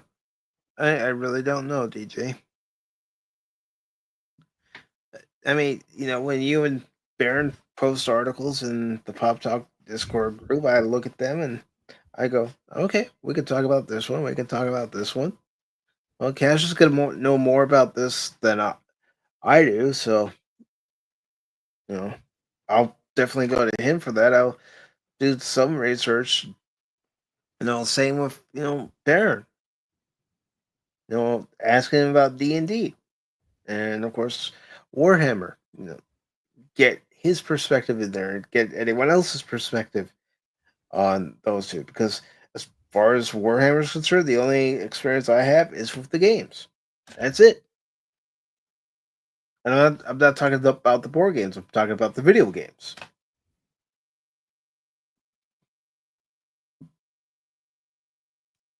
Padawannabe says, no opinions. One of us. But that's what I want. Opinion and discussion here on Pop Talk. Sit back, relax, and join the conversation. Is what I always put at the end of the description. Or sometimes I'll even put it at the beginning of the description, just depending on how it works. But I want everybody's opinion. Whether you're on the panel, in the chat, wherever you're watching, express your opinion. We may not agree. We may disagree. But that's part of the conversation. That's part of discourse.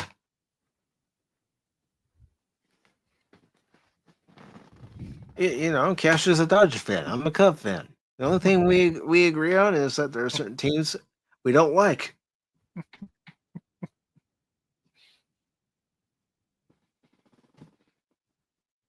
Well, that's her prerogative to believe that we haven't sent men to the moon. And there are a lot of conspiracy theorists who believe that we haven't sent people to the moon. They watched that documentary. One of my brother's best friend doesn't believe that the first time we went to the moon either, because he watched a documentary on it. This is also a guy who watched the Inconvenient Truth and believed everything in there too. So take it for how it is. Take it for what it is. Whatever. Oh boy. Hey, what happened with that Al Gore? There was a problem in the. I'm gonna go hide in my limo now. Okay, thanks, Al. Thanks, buddy. But I do want to apologize to everybody that we don't have the article we originally intended. That's my fault. I should have looked at it further instead of just looking at the headline and going, "Okay, we're gonna go with this." It's all good, dude. All good, all good. But then again, when I put suggest articles to Mike, he goes, "Baron, what the hell?" Because I find some interesting articles. What the hell is this? No, we're not talking about that. I want my channel to stay. But I will work to make sure that in the future that if we do have any articles like that, they're not behind any kind of paywall or you have to sign up and be a VIP to read those articles. I'll make sure that they're available for everybody to read, including when the links are put into the chat. Exactly.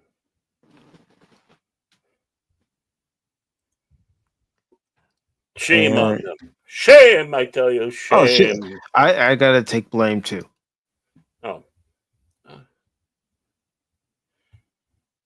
Oh, you're talking about Candace? Yeah, Candace Owens. Yeah, she was let go because she was being critical of Israel, and you just can't do that around little Benny. Little Benny is... Yeah, little Benny needs to grow up on that one, yeah. Yeah, because he talks like he's from me. Yeah, here I am. Yeah. We represent the lollipop guild, the lollipop guild, the lollipop guild. It's interesting because, like, when it comes to the Daily Wire, it's like, look, do you really want to try to put a dent in Hollywood, or do you just want to talk out of your ass? And they've had a few movies. We watched one of them with Gina Carano. Was pretty good. That Western, pretty good movie. Yeah.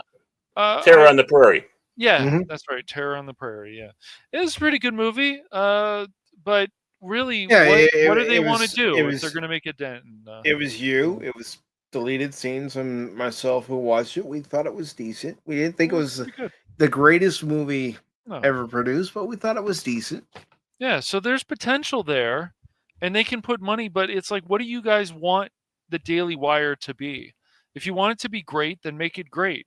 But with people like Matt Walsh and stuff, I just, some of his opinions, I mean, it's his opinions, just like it is with Ben Shapiro, but it makes you roll your eyes. It's like, his opinion on anime always cracks me up, because it's like, have you actually sat down and watched anime?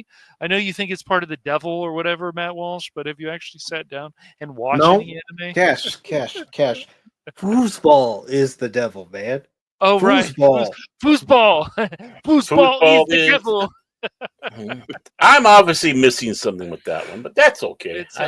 Are you telling me you haven't seen Waterboy? He hasn't watched Waterboy. I have not seen Waterboy. Put that on the list, then. Well. We're gonna have to fix that, aren't we?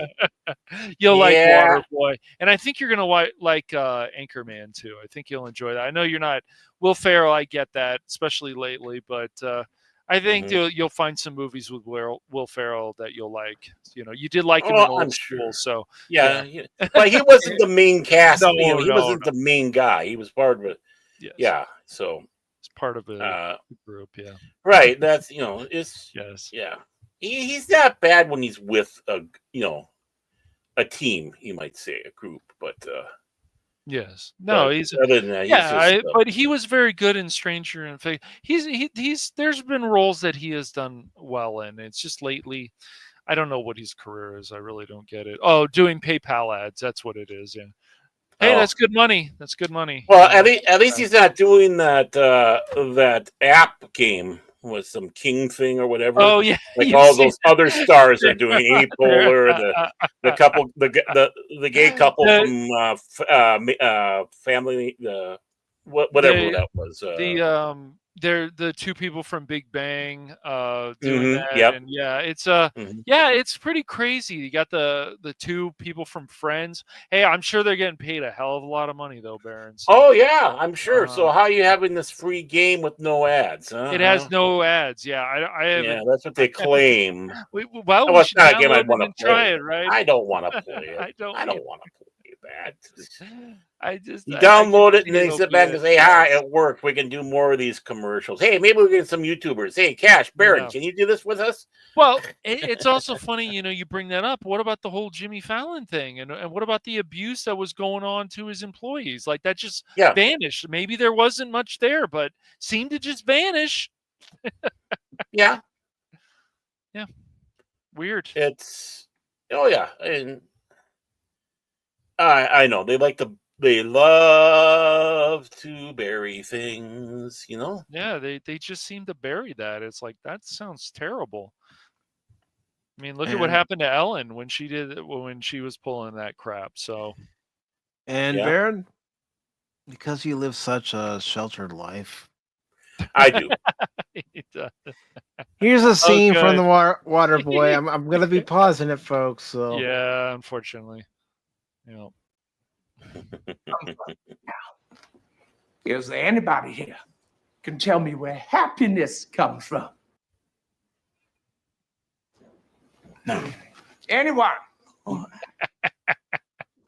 All right. Let's hear what Mama has to say on the subject. Mama say that happiness is from magic rays of sunshine that come down when you're feeling blue.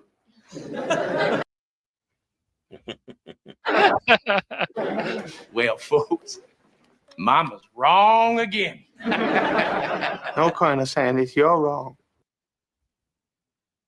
Colonel Sanders. I'm trying not to laugh. Mama's right. Mama's right. Hey, something wrong with his medulla oblongata.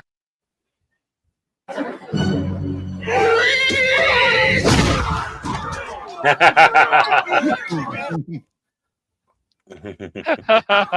okay to fight back. Coach Klein said I could. Mr. Coach Klein said I could. It's fine. That's just a taste of Waterboy. And Baron, when you watch Waterboy, make sure you have some quality H2O. That's right. Oh, definitely. Well, you're gonna love Henry Winkler as the well, I don't want to spoil anything, but yeah, I know he's in it. I know he's in it. Yeah, you're gonna love his. It's a stupid, funny. It's clever. It has a good message in it. It's a good film. Yeah, it is. It's funny. I rented it, and I couldn't stop laughing. Back in the days of VHS tapes, folks. Oh yeah, please be kind and rewind. Mm-hmm. And Jess Mark says that he really does like Brett Cooper and her opinions on things because she's not trying to be pretentious. Be like Shapiro or Walsh. Yeah, and there's some good people. I'm sure at the Daily Wire. There was what was his name? He also has a radio show too. I can't think of the guy's name right now. I'll have to look it up. As long as it's not the Blaze. Well, that's what Alex Stein is involved in, the Blaze. Yeah, I don't know. Yeah, it's like, what's his name? I keep on having a mill block on the main You're guy. thinking of the guy who ripped on. Oh my gosh, I'm trying to. Yeah, aren't we up there?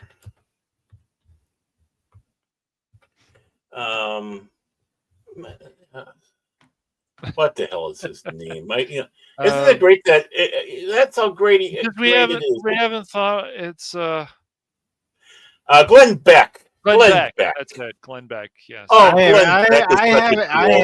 haven't thought about Glenn Beck in a while. Yeah. Yeah, he always used to cry all the time. I don't know if he's had good opinions about stuff before, but lately I don't know. That whole take on video games and stuff, it just makes me roll my eyes. Like, the three of us, we don't go and we're not going to scream at the sky, he should be canceled for saying that. I can't believe he said that. It's kind of like, I'm not really, unfortunately, that surprised. It's embarrassing, but whatever. I'm not gonna call them to be canceled or anything like that. No. I mean, if they got a show out there and they're talking about flat Earth or they never made it to went to the moon and all that's like fine.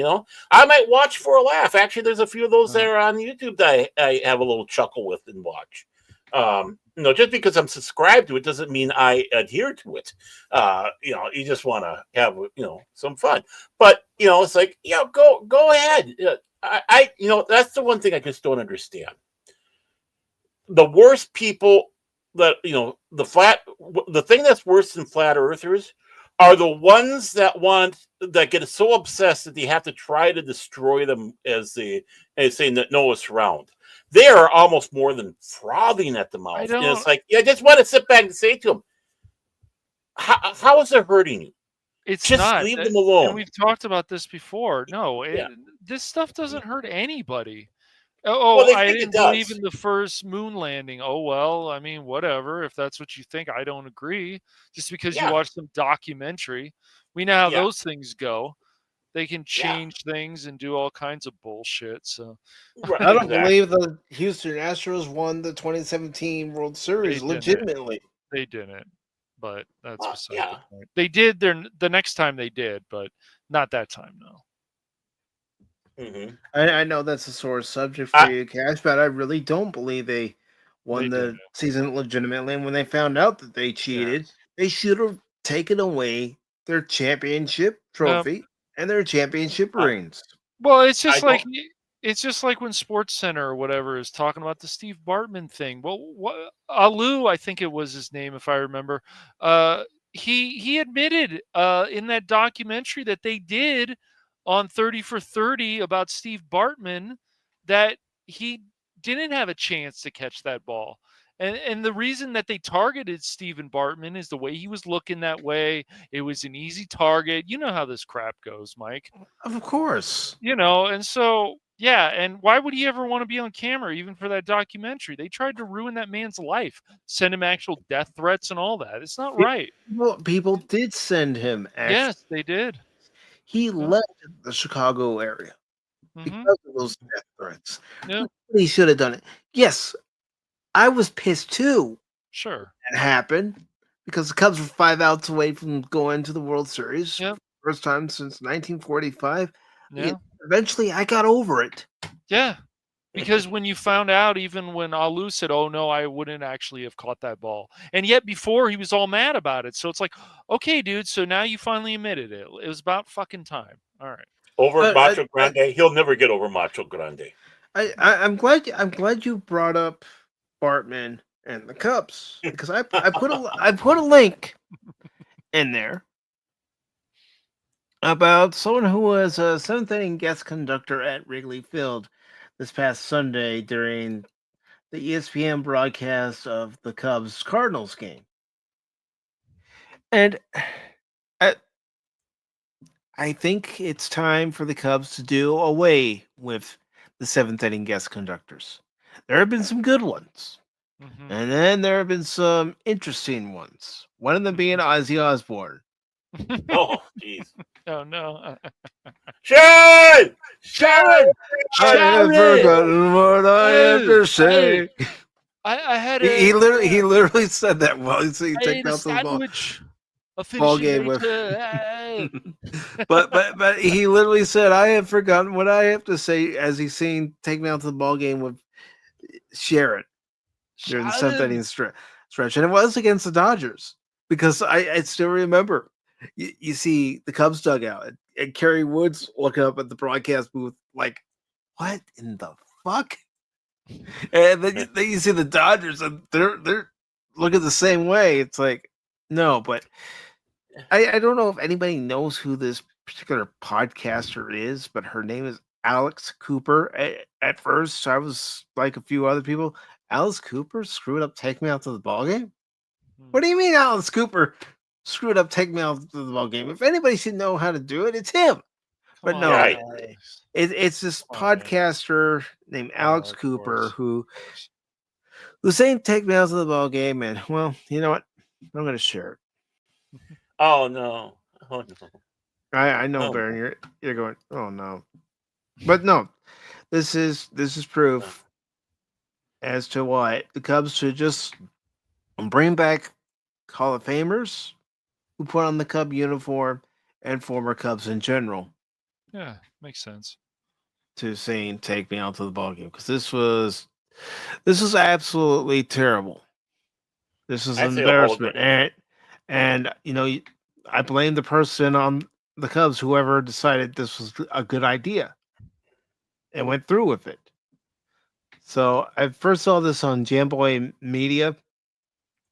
That's where I found it on X. So, ladies and gentlemen, I'm going to play this. If I have to cut it out, I'll cut it out. But if he had to see it, you got to see it. Cubs, please rethink doing the seventh inning guest conductor. I mean, the whole thing started. Let me give people some background real quick. The whole thing started after the passing of late Cubs, Cardinals, White Sox, Oakland A's broadcaster Harry Carey. Right. Now, Harry Carey started singing "Take Me Out to the Ball Game" down on the South Side when there was a night where he was singing it like he always did, but it was playing over the PA system this particular night. So it became a tradition down on the South Side of Chicago with the White Sox at then Comiskey Park, old Comiskey Park. And then, of course, Harry comes to the Cubs as their new broadcaster, replacing Jack Brickhouse. He starts saying "Take Me Out to the Ball Game" during his time with the Cubs. Holy cow!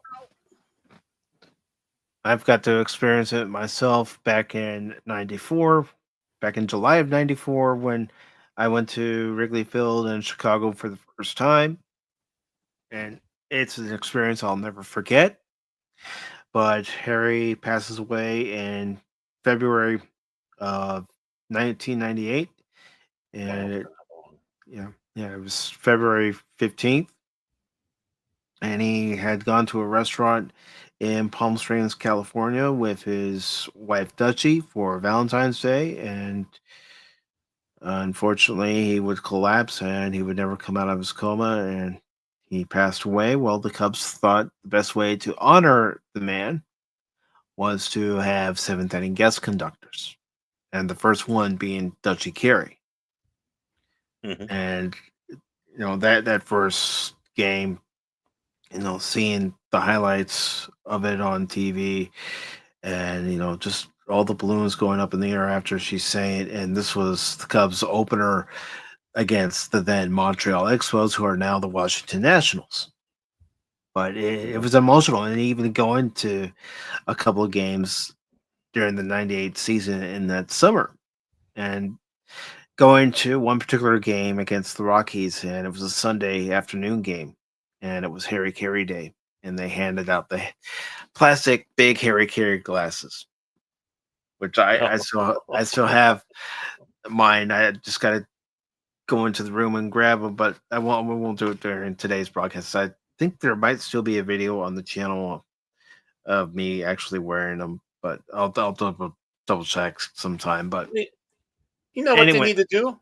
They need to do a hologram of Harry Carey. Well, see, you know what they do when they don't have somebody lined up? They play a video from when the old broadcasts of Harry saying, "Take me out to the ballgame." Yeah, stick with fine. playing the video of Harry saying, "Take me out to the ballgame," and when you do have a guest, conducting the seventh inning stretch, whether it be a Cubs Hall of Famer or a former Cub or someone who was associated with the Cubs in the past, then do it that way. But enough of these. They won. Yep. Go ahead. Enough of these celebrity guest conductors. There have been some real good ones, and you got a guy like Mike Ditka. Oh, yeah, because he got to the ball. He got to the ballpark late because of traffic. So he's running up to the broadcast booth. In the broadcast booth, you have to go up to a ramp and you have to climb up some stairs. So they didn't think he was showing up, because here comes the bottom of the seventh, and it's time for the seventh inning stretch. And Steve Stone and Chip Carey, who were broadcasting for the Cubs at the time, were like, "Okay, I guess we're gonna have to say take me out to the ballgame," and the crowd starts booing. And Steve Stone says, "Yes, folks, I'd be disappointed too." And just as they're about to sing, here comes an out of breath, red in the face Mike Ditka coming down. He takes the microphone. A 1, a 2, a 3. Take me out to the ball game. Take me out to the crowd. 5 minutes of Cracker Jacks. I mean, it's funny. It's hilarious. It's Chicago. Yeah. It's Chicago. But real good ones. And then of course I mentioned the Ozzy Osbourne one, and then you have the one where Steve Mondo McMichael was the guest conductor, and that was against the Rockies in 2002, where Angel Hernandez made a bad call at home plate. Go figure. And before Mondo starts speaking, he says, "And don't worry, I'm gonna have a few speaks with that ump."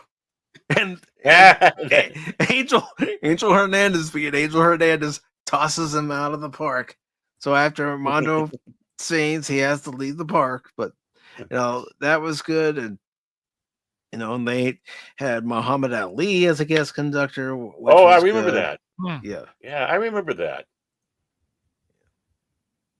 And one of the funniest ones, but it brought a smile to everybody there, because I was watching the game, and my sister and my mom, they're talking, and of course I have my phone with me, and I'm watching the game, and I just started cracking up.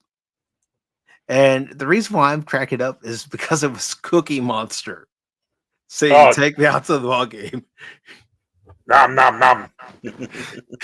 And going today, C is for Cubbies and all that. But it was just funny, and I bring that up because some people after I play this video, some people in the comment sections, not just on X but other places too, especially the Cub groups I'm in on Facebook, were saying, "Can we just bring back Cookie Monster?"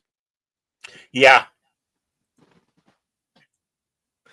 But heck, make a Muppet of Harry Carey and just make sure they have his audio over it. That'd be cool. Yeah, because Major League Baseball, when the Cubs and Reds did their Field of Dreams game, they had their quote unquote hologram of Harry Carey, and it just looked freaky. It's like, no, get rid of that.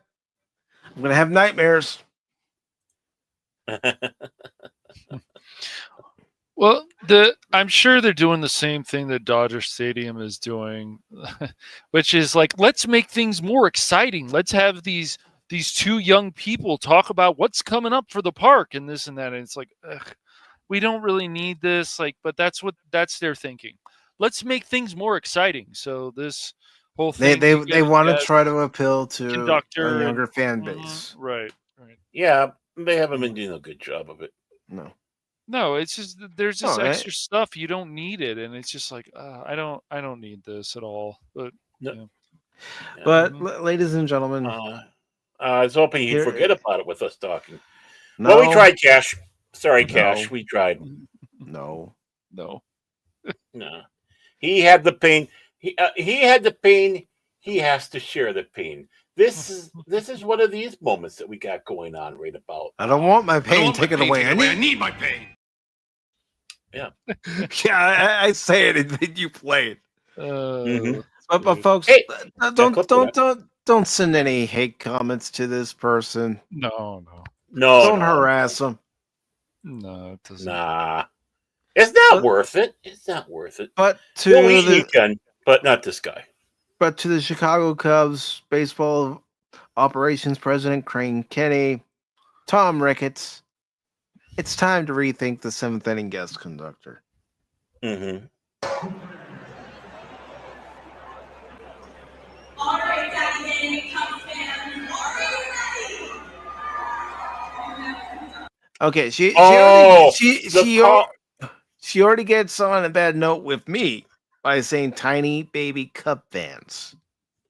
That she's called me Daddy Bud. This is the one that interviewed Kamala Harris, and they brought her out and they built this like 6-figure set. Is this? No. Yeah, and then they're and they get into some dirty. She was. I think they were talking about. I don't know. Oh no, this is the same. Yeah, person this is that thing with the baddie, the daddy thing, the podcast. Yeah, call me Daddy. Yeah, call me daddy nonsense. And Kamala then had on somebody on there recently, and it's like, are you only talking to Democrats about? Yeah, okay, yeah. And she already gets on a bad note with the Wrigley faithful because she's looking at the camera instead of standing there and looking at the crowd as you are supposed to do. Mm-hmm. Right.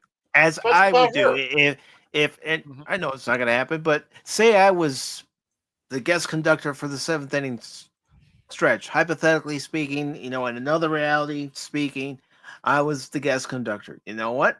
I'd do exactly what Harry did.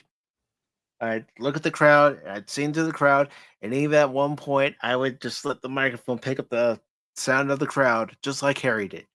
Mm-hmm. Then say, "Holy cow!" Dodger Stadium does the same thing. They bring on these people. I mean, you guys, of course, heard about the controversy recently with the lady who, let's not sing the national anthem. We need to sing it in Spanish. And it's like, no, and you were paid told for not to sing it in Spanish by the Dodgers. Yes. Yep. But think about it, Mike.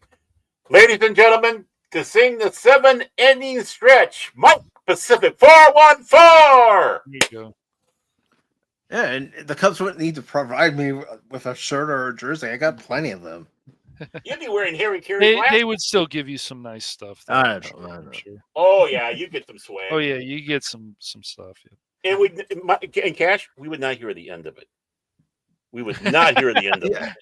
Hey, if he gets some nice swag, are you kidding? Just being up in that broadcast booth and getting the view from the broadcast booth. If they talk to me on TV, the first thing that would come out of my mouth is like, "Wow, this is the view that Jack Brickhouse, Lou Boudreau, and Harry Carey got to see each and every broadcast." Mike would actually break down and say, "Can I have a Bud Light in memory of Harry Carey as I do this?" It'd be a full-on Budweiser. Forget Bud Light; it tastes like piss water. I know, but that's what he drank. he drank Budweiser. He had to drink Bud Light after his heart attack. Oh, okay. Well, that's okay. I just remember that he was drinking Bud Light. Yeah. It was after his heart attack. His doctor said, "Well, you can still have beer, but it has to be light beer." Mm-hmm. So this was Alex Cooper, not Alice Cooper. Performance. Yeah. At the camera. Sunday night. Yeah. And also pay attention to her entourage that she has with her. Yeah, that's what I was going to ask. Who are the dingbats with her?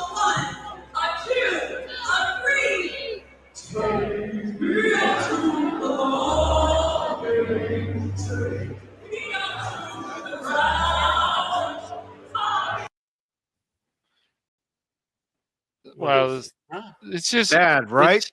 What it is just they want it to force, and it's just supposed to. It's all about them. It's not about. And this is a TikTok video that she's doing.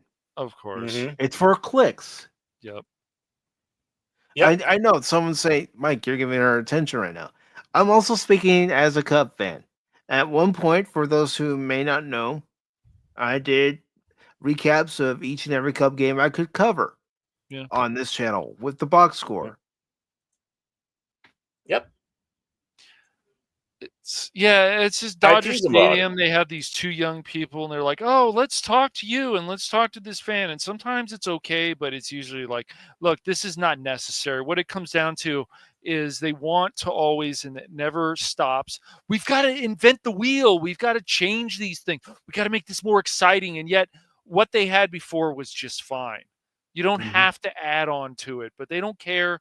And so I'm not surprised that Wrigley is doing the same thing that Chavez Ravine is. Well, again, they started the same thing guest conductor as a way to honor the late Harry Carey. Right. Which is very nice. Yes. I mean, you still see the image of Harry in the broadcast booth across the street at Murphy's Bleachers.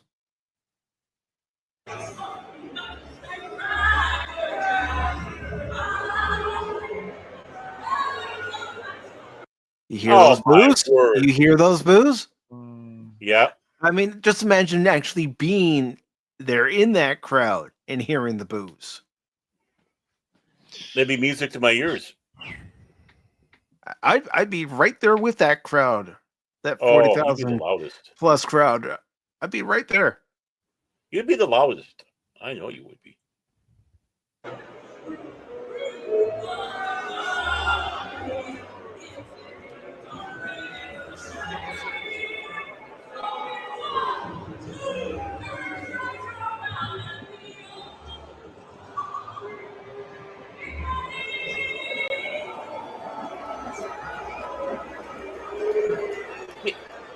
Oh, and she's laughing her ass off. Yeah, she's laughing her ass off, and finally somebody in the Cubs audio department cut her off. But again, Crane Kenny, Tom Ricketts, it's time to rethink the guest conductor at Wrigley Field for the 7th inning stretch. Well, it's nice to honor the late Harry Carey in that fashion, but please bring in people. If you're gonna stick with the celebrities, bring in people who actually have a love for the team. Heck, Vince Vaughn. Great. I think that's yes, he does. Yes, you are Mhm. correct. Yes. Has done it in the past. Jim Belushi has done it in the past. Yeah. Why Mhm. not bring them back? Yeah. Yep. Oh, get Dan Aykroyd. Has he done that? Yeah, because I mean that's we have a thing. Of buddy. course, it's time for Dodger baseball, and they have certain people come in who, of course, are part of the city for many years, including Ice Cube and different people and stuff. So that's fine, you know. George Lopez has done that. Time for Dodger baseball and whatever. Why But can't these they are just play a recording of Vince Scully? fans. These are fans. Yeah. They still have Vin on the radio. I don't know. They still have stuff of Vin, of course, at the stadium. I just haven't been there in a while, but yeah, they still do. It's important to always honor Vin, obviously. So, but yeah, no, they have people. Yeah, but I understand what you're saying, Mike. No, that was Yes, disgusting. it's just a person being a narcissist and so on, and that's the No, call me daddy person. The only reason, not only that, it's just like what we get in movies, entertainment, and Right. games. People Right. coming in and taking a crap on tradition. Agreed. Well, I mean, she's having her Logan. That's why I'm bringing this up too. Logan and Jake Paul moment. That's what she's doing. Yeah, Like, I'll just go out there and do this, and people will know Right. me even more, and blah blah. Yeah. It's like, you know, it'd be better if you were out there just knocking it out, and people would go, "Wow," you know. But no, let's be a damn fool. I mean, if you guys want me to take me out to the ball game right now, I can. That's all right, dude. You might want to cover your ears. You don't No, want it'll them be to bleed. fine, man. It'll be. It's a song. Okay, that I'll be everyone- right back. I'm Yeah, gonna be right right. back. No, it's a song. It's just you It's want a to simple put. song. It's a simple song. You just want to put energy into it. You don't want to act like that person. Like that doesn't send a good message. It looks fake, and they overemphasize words. 1, 2. It's like, stop. me to No. Yeah. Then, like you said, the entourage and back. What the heck were those two doing? Right? Yeah. Being It's. bats? I mean, I'll be perfectly honest with you too. If you were with me and say we were invited, hypothetically speaking, fantasy role speaking, folks, but we were invited to conduct the 7th inning stretch at Wrigley Field. Yes. I probably would look at you guys and say, "Don't embarrass me and don't embarrass the Cubs." No, we would. I would put my Twins hat on. You probably would. Yeah, Darren, you probably you would. jackass. But I'd sing that song with pride because I do have a soft spot for the Cubbies. Take me no. out to the ball games, public domain. Just do Yeah, it. And if you don't want to do it, just do it like the way Vince Vaughn has done it. Other people have done it. I mean, just put energy into it and don't make it look fake. Don't disrespect the tradition. And that's exactly what that Call Me Daddy podcast lady. We didn't even know her, Baron, or a lot of people I'm sure didn't until well, that I interview knew of her with because Harris. of the Okay. yeah, I knew of her because of the stupid Kamala Harris fiasco. And I guess she has a popular podcast, Whoopie Doo. That doesn't mean that she Yeah, would be honored it. But this is what these organizations do all the time, and it's annoying. Yeah, I think she's just behind Joe Rogan. So you take a look at numbers. Joe Rogan, for some reason, this dingbat's got numbers like that too. So and that's why. Yep. Now I'm sounding like Archie Bunker. You dingbat. But no, it just grinds my gears. You can play that clip if you want, Baron. You don't have to. Oh, sure. No, what do you mean? You know what really grinds my gears? When people come in and they crap on tradition. Yes. Yeah. Tradition is there for a reason. You're there to respect and honor the tradition. I don't care if you're writing, a well-established TV show. That's right. You honor the tradition of that TV show and the stories that have come before, the people that have come before you. That's right. Oh, if you know, the thing, if we ever had that chance, you know what I'd actually do? I would get my Chaska Cubs stuff, our local team, and wear that there because they look just like the Chicago Cubbies. Yeah, I mean, you can do all kinds of things. If you have 3 people, you have one person sing one part, you have another person sing the other part, you have the other person sing the other part. Well, even when they've done, the hockey games at Wrigley during the Winter Classic, they've had people like Ryan Sandberg come in, Chris Chelios, who was a Blackhawk and also part of the Red Wings at one point, and a couple other people come in, and 3 people sing, and they're all singing at the same time. Mm-hmm.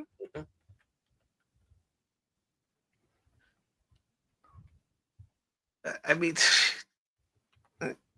I just wish people didn't look at tradition and think of it as being too old-fashioned. It's there for a reason.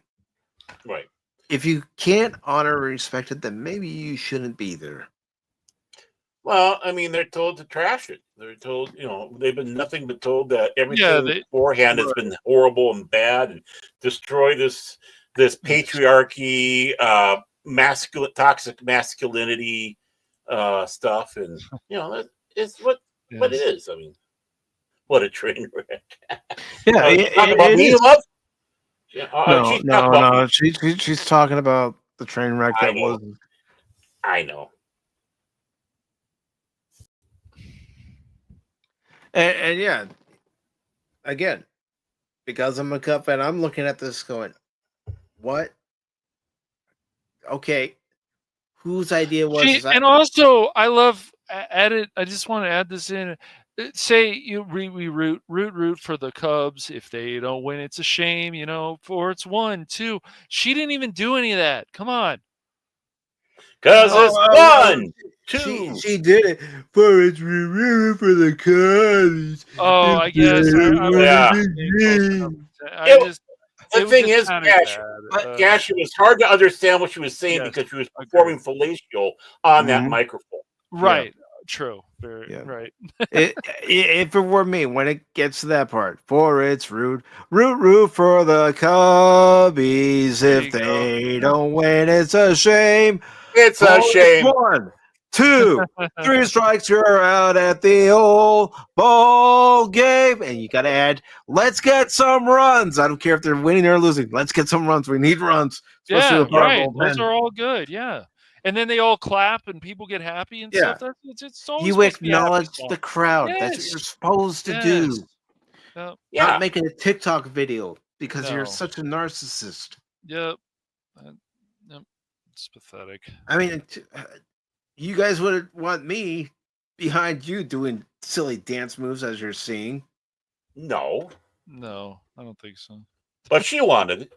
Yes. Because, I mean, again, who were those 2 dingbags? Why do you have I don't know. I don't know if she was told by the Cubs organization or whoever did that. I doubt it, but who knows?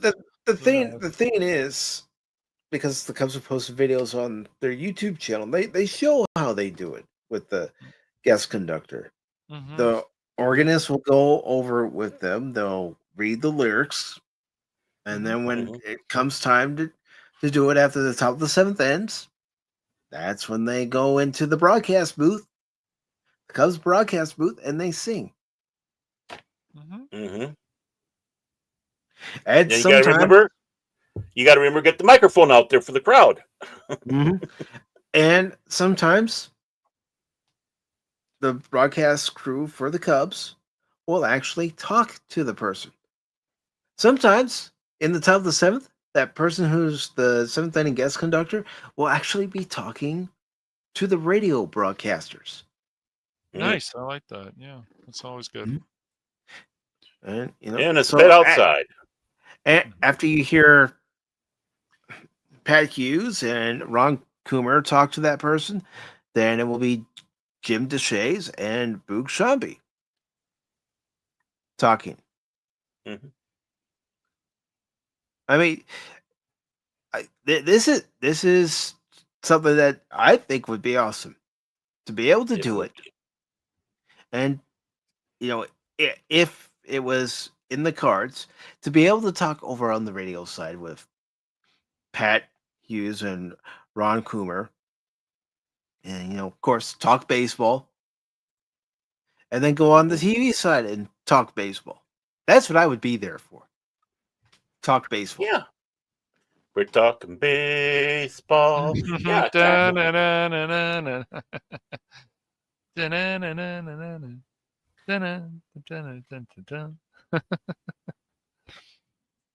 Yeah, I mean, you don't forsake tradition. I don't care what it is. You don't forsake it. It, again, if you're going to be writing a show like Star Trek, look at the tradition that Star Trek has established. Writing about a hopeful future. Not about what's happening currently and making it a shell of itself, or making it into a joke where you have the crew of the not Enterprise sing. Oh, yeah, with the Buffy backdoor did it, so Klingons. we can do it too. No, that's not the point. Did you guys actually sit down and watch the Buffy episode? It's not just Probably the not. singing. There's actually a story in there. But it should not ever be in Star Trek. It should never be in Star Trek. They're two different animals. You can get away with that stuff with Buffy, but not Star Trek. But wait a minute. There have been characters in Star Trek that have sung in the movies and the shows because it was relevant to what was It happening. made sense, right? Yeah. It made sense. Listen, them sitting around a fire going, row, row, row your boat, does not count. No. I mean, in Insurrection, Picard tells Worf that Data was rehearsing the HMS Pinneford, before he went on this mission. So Picard brings up what Data was rehearsing, and that's how they're trying to jog Data's memory. I'm the very model of a modern major general. Yeah, exactly. Or, yeah, sure. You had the space hippies singing in the old show, but it was one little segment. It wasn't a musical. Yeah. That's different. Apples and oranges, straw man argument. Just shut up. That's the best you can do. Okay, just go in the corner and lick the windows, okay? I like tradition. Me too. You can download this video if you want and hear me say, I like tradition. But I like tradition. I think tradition should be upheld. Yep. Well, there's a reason why things are tradition. They're important stuff. And That's right. Again, it goes into with the folklore, mythology, and stuff like that. Tradition also is how we interact with each people, with each other. It's tradition is culture. It's culture, right? So you want to go out there and scream about respecting people or appropriating culture, which is the biggest load of bullshit there is out there. There is no such thing as appropriating culture. There's appreciating culture.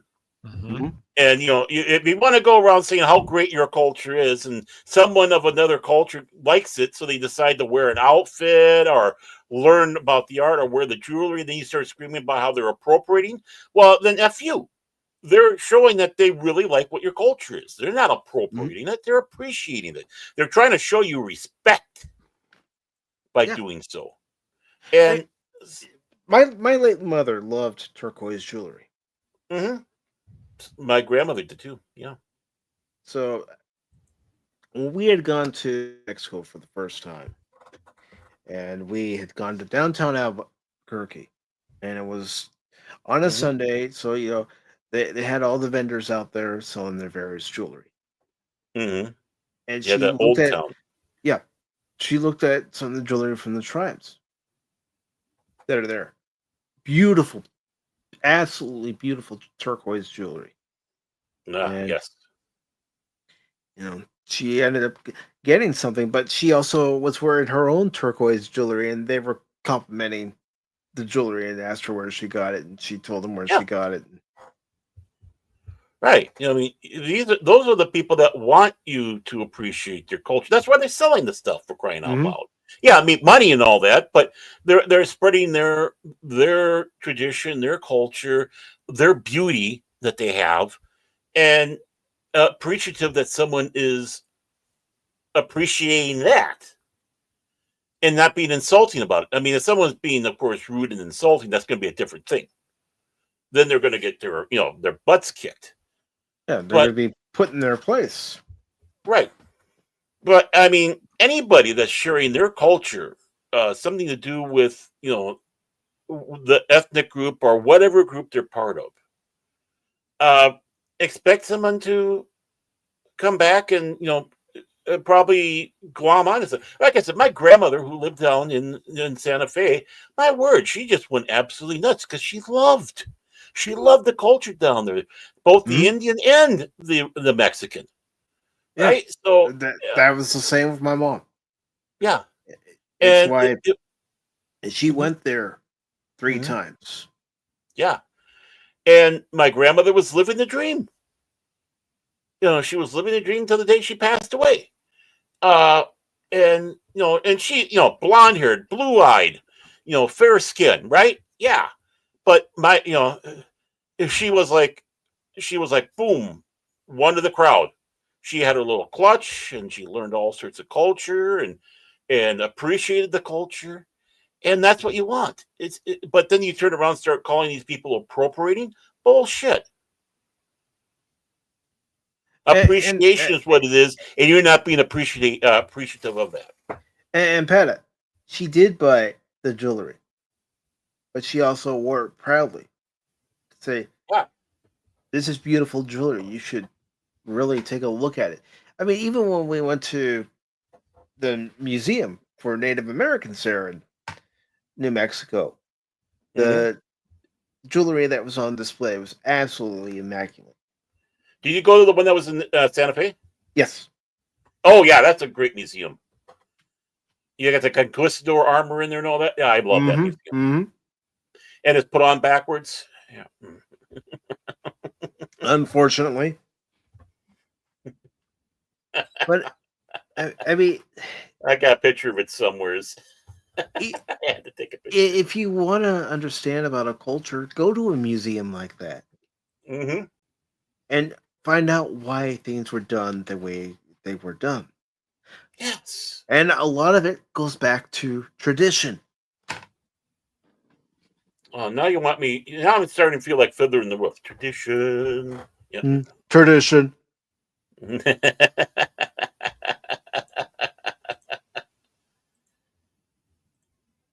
I mean, it doesn't mean that you don't add new traditions, but you still respect the old ones.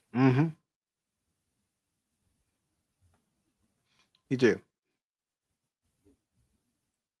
And again, that also goes back to the adventure continues, why I want to focus on specific episodes. I mean, eventually, at some point, we'll get to them all someday.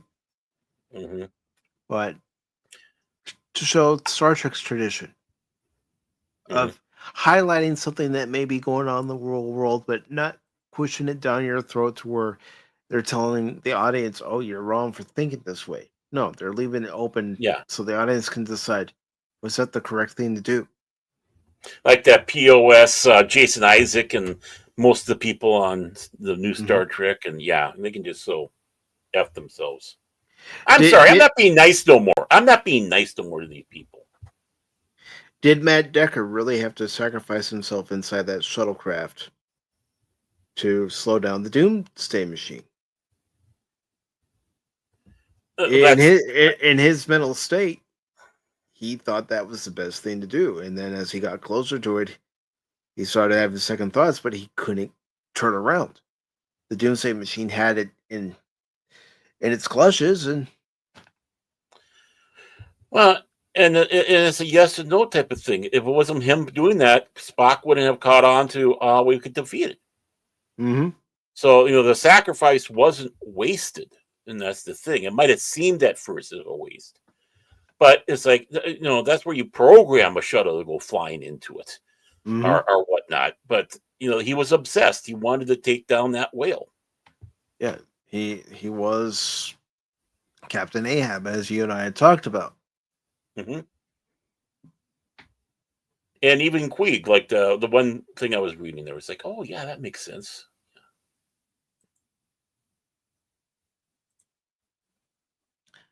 But other than that, folks, don't disrespect tradition. If you're invited to be a guest somewhere, be respectful. I know some people think, well, I'm the guest, I can get away with whatever I want. No, you are a guest. You're in someone else's house. Right. Wipe your feet and respect the house rules. Right. If you have to take your shoes off, well, you take your shoes off. Like in Japanese culture, it's just you just be respectful. Don't be a hockey puck. Be kind. Be courteous. Don't think because you're there that everybody needs to cow down to you. Yeah. I'm here now, so worship me. No, it doesn't work that way. Yeah, don't be like Kamala Harris, where they had that podcast that was so bad they couldn't air it, where she's calling bacon a spice, and the guy she's talking to is a Muslim. It's like, hello? Again, you got to read the room. You got to know where you're going. Yeah, who are you talking to? I mean, even having a guest on Pop Talk, I have to know what they talk about on their channel. I can't just invite somebody out of the blue, on a whim, without knowing what they talk about. And yeah, he did that with me, and look what happened. I'm never going away. we met on Doomcock's channel. I know we did.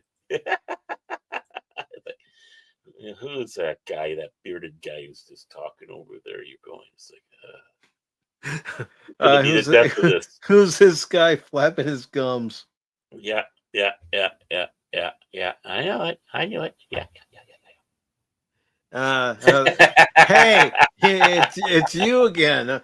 No, it's you. I mean, I remember I was doing a live stream and you messaged me and said, "Can I join?" And I sent you the link. I did that. Sometimes it's hard to remember. Okay, cool. Yeah, I like to invite myself to. Okay, Needle Keen. Well, you saw that I was live, so you asked if you could join. Yeah. I could have said, "Is that guy?" No. Yeah, fuck off. No, but I sent you the link, and there you were. And he's never gotten me to go away yet. I haven't gotten away from you either, buddy. I've got my eye on you. Oh, good. I think we need to keep an eye on Cash. He must have gone. He's asleep. He's asleep. He went to do a tofu run. Yeah. I'm here. I'm just listening. Yeah, sure. You sound a little out of breath. It sounds like you ran back, going, "I'm here. I'm listening. I'm here. I had to run to Kroger, but I'm here." No, not even close. Yeah. I like watching that YouTube channel where they show all the earthquakes that are going around the world, and then I see one from California. It's like, did they finally get Cash? Did they get Cash? How do you know Cash didn't cause the earthquake? He did it with his weather machine. And Pat Wadaby says, "I always dress nice, even in school. Friends and teachers ask me what I was dressed up for. I just like to look decent." Yeah. I knew guys in school, girls in school who would still dress nice. I usually wore assless chaps when I went to school. God, that'd be a poor sight for the eyes.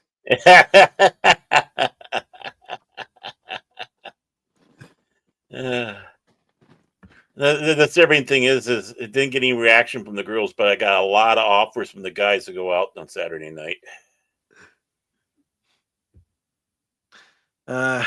Yeah, I don't know where to go with that one, Baron.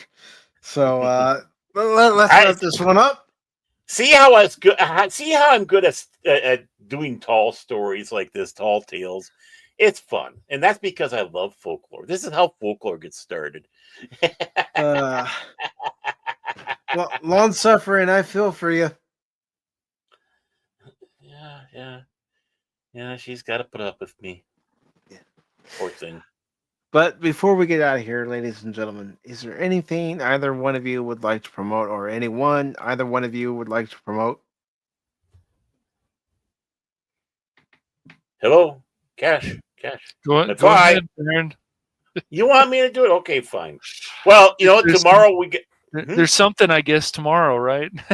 We're gonna ditch, and if you're out there, screw you, Jace. No, we're kidding. Wow. Yeah, I gotta take the wife in for another knee replacement. Okay. So I won't be there for that because no. But tomorrow over on 540 Studio, that's Jace's 540 Studio, ladies and gentlemen. You have the Beyond, and of course, the host of the show is none other than Jace himself, Jace Fox. You also have Prismatics.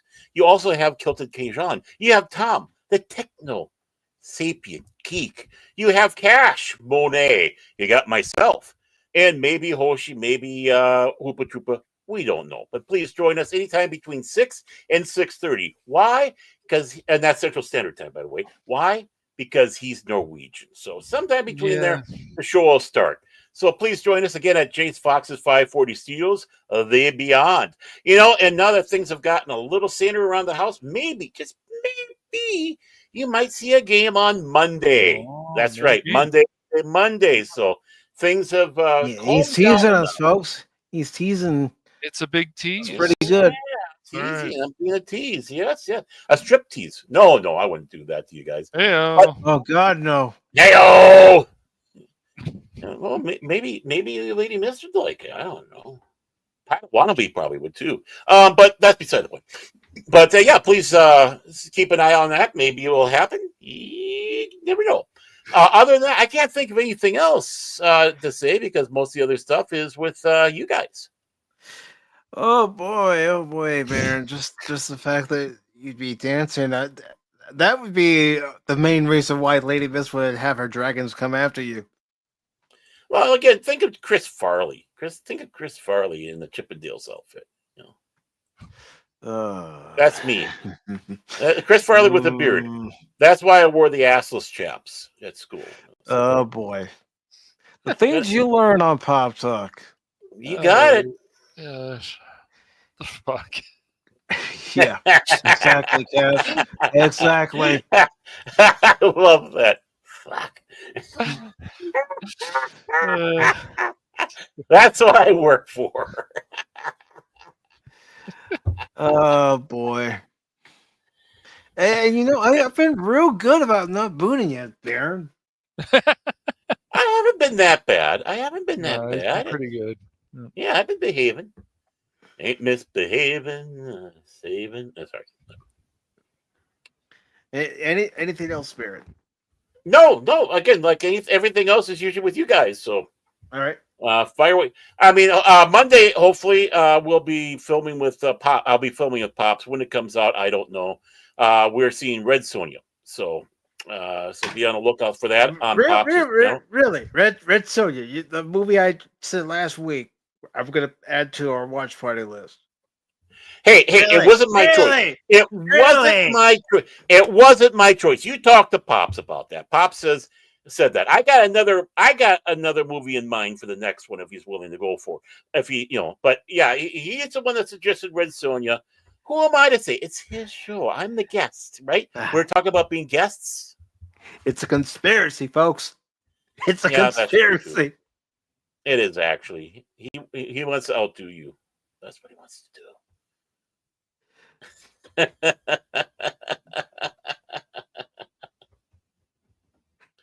Yeah.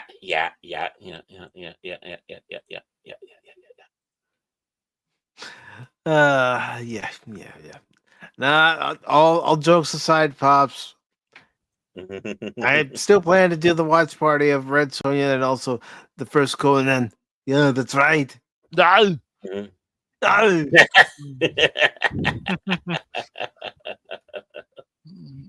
Oh man. And then afterwards, we could defeat all our enemies and have the limitations of the women. Limitations. Or in Lady Mrs. case, the men. She can have the limitations of the men. We'll have the limitations of the women. But anything else, Baron? No, that's it. That's it. That's it. All right. And what about you, Cash Money 007050601? 50601 62846 Baduga. No. 8675309. Yeah, we'll talk about some stuff. Right now I've been just playing some games offline and getting other stuff ready to go. So playing games offline. Yeah. Yeah, Mike, you hear that there? Yeah. Certain games offline could some be for I don't know, and I don't even know if this is going to pick up because I don't know what's going on with StreamYards and its communication abilities, but could it be related to For the Emperor! For the Lion! Not lately, but been some other stuff, but not that yet. Come on, man. We need to do our Friday night. I know. Friday night hooligans, man. I know. We got to bring it back so we Yeah. can have Phil in there talking about nonsense again. I know you're around, Phil, you bastard. You know he's around. He's always around. I know you're around, Phil. We have our lurkers. Phil's around. Phil- No, Phil. I don't know what Phil was talking about, and I brought this up also in our Discord group. But I know people are busy. I'm not like some of these people. Where is my attention? Which is crazy. But no, where's my I don't attention, know. Cash? Where is it? Right. Yeah. Exactly. What do you guys think? Like after we finally do our Space Marine 2 stuff that for a few weeks here and there, then we I don't know. Do you guys interested in still wanting to finish up Myth Force? Do you want to finish the game in there and stuff? Because I'm gonna do it. I'm gonna do it in the best California Valley guy voice I can, Cash, because I'm just going to like duh. Because Cash is the Valley boy. I mean, yeah. I do. I live in the valley. Well, yeah, he does. Something like that, but not. Yeah. So good. But do you guys want that crazy troll guy? We can't use his name because I don't. He's just crazy. You mean the film? Do we want? Yes. Do we no, want? no. You mean this guy right here? Yes. Yes, Phil. I saw you, Phil. I saw you. Do we want him to say? Because yes, I'm gonna carry Team that's Epic right. Fail.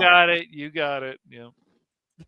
I'm gonna carry all your asses. Or do we want to just leave him out and then he's still gonna come in and be like, you guys don't want me. I don't want to be on Team Epic Fail and stuff. So yeah, I know you're around, Phil. So come on out.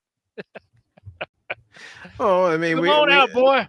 We could be like Dusty Bottoms, Lucky Day, and Ned Needlemander, the three amigos. Yeah, yeah, right, exactly. We don't need you, Phil. We don't want you. And you've told us at least a few times, I don't want to be on Team Epic Fail. We hear these things. Come on, man. Come on. He's told us more than once. Yeah, you said you don't want to be it, but then you said you want to play. Look, being fair to Phil to an extent. No, when I played Fallout 76 with him. Why do we have to be fair to Phil? Oh, okay, fine. He's not fair to us. He calls us Team Epic Fail every time we play a game. That's true. And then he laughs.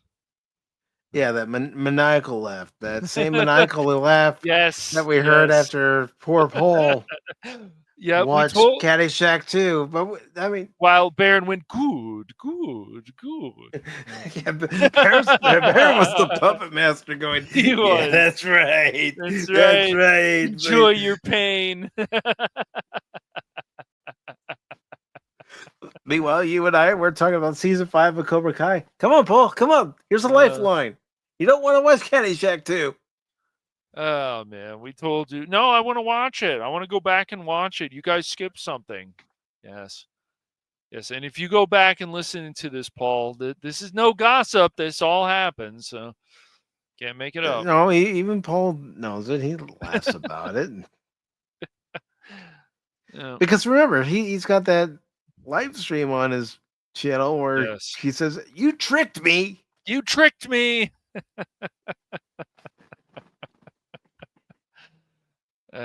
Phil is the devil. He drives us all insane. Yeah, and I remember Phil was just laughing up a storm that night. That was a great day for him. Great day.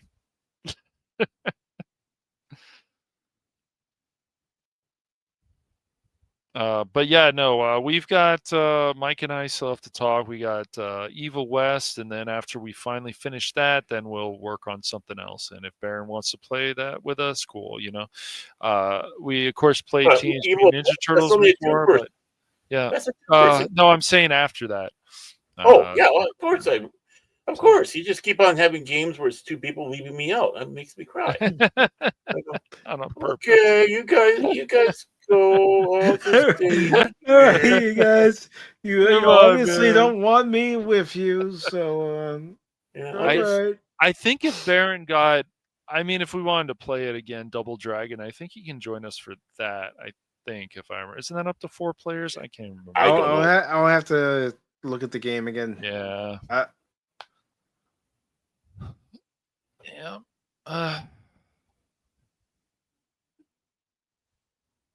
And then there's always stuff like Marvel Rivals, of course, which I don't, yeah. It's a game where you can still have fun when you have your friends. Right. Yeah. That's a fair point. Yeah. Well, that's just it. That is what a game like that's for. It's for a bunch of buddies to get together and play, because you don't want to be a random playing with other randoms. It's tough. Right, especially when you get the dwarves. Yeah. I mean, healers should stay in the back and heal the team. Yes.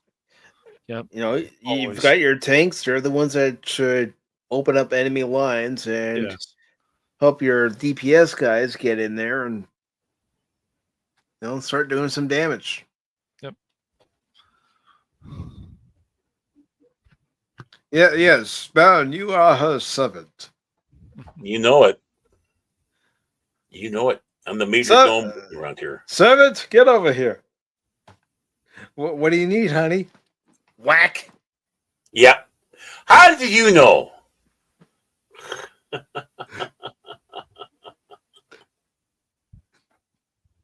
How the heck did you know? I just know. I mean, she could be saying this to you too. There's only 2 ways out of my command. On your feet like a man, or in a ditty bag. An itty bitty ditty bag. Got it? Yeah. I had the ditty bag thing happen to me. I don't want to do that. No.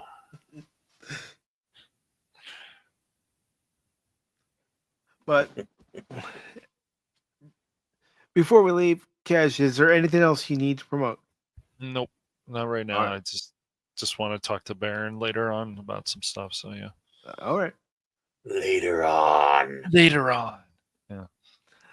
So he sounds threatening. Yeah, he does.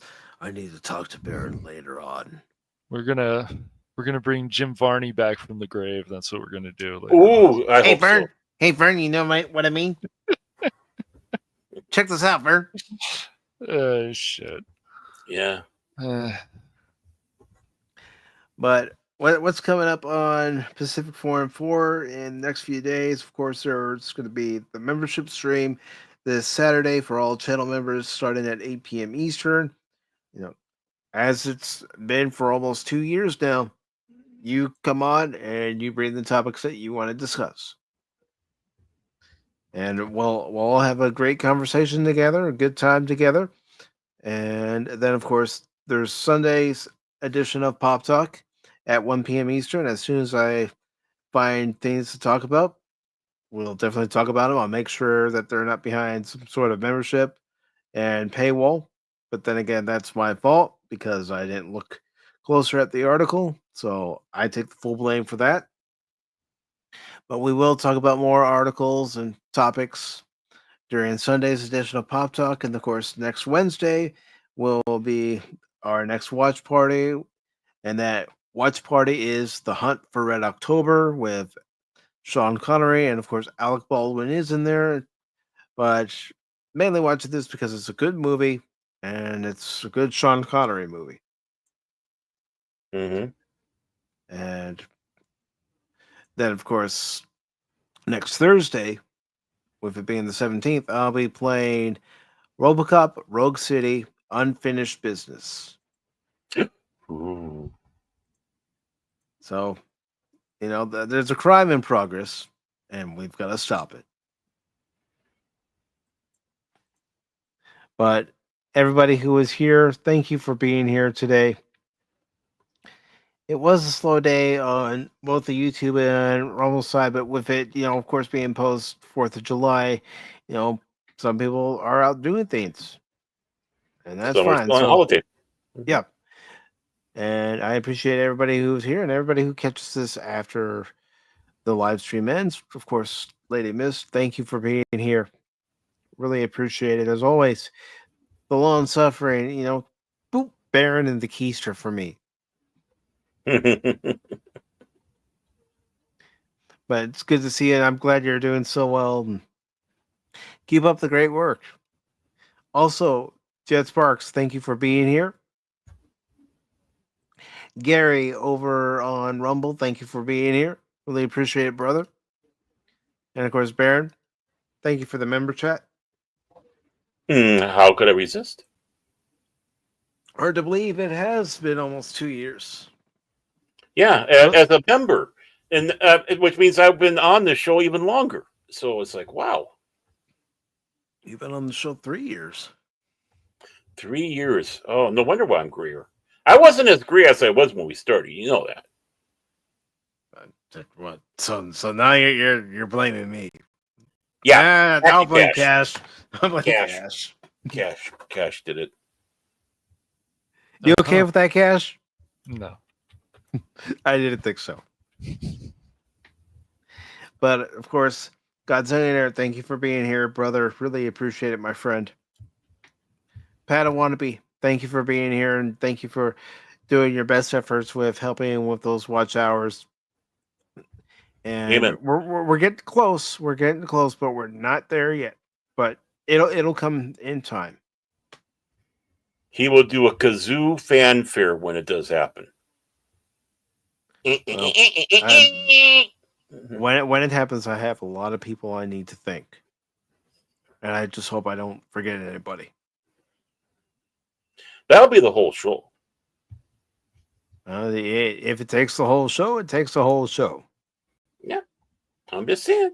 There's a lot of people out there. Mm-hmm. A lot of friends. Yeah. DJ Ronnie G, thank you very much for being here today. And yeah, he always says go White Sox. He always says that the White Sox are the true team in Chicago. No, Phil, it'll always be the Cubs.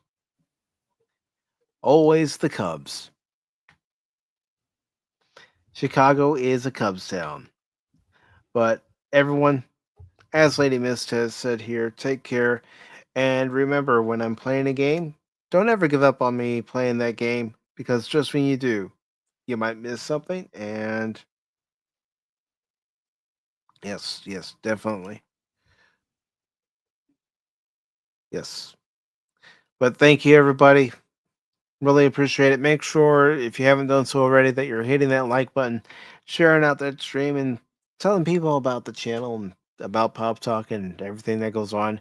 And don't forget to share out your own content or someone else's content, because without all of you, we're not doing this. So much appreciated. And you all have yourself a good Wednesday and a good rest of the week if I don't see you the rest of the week.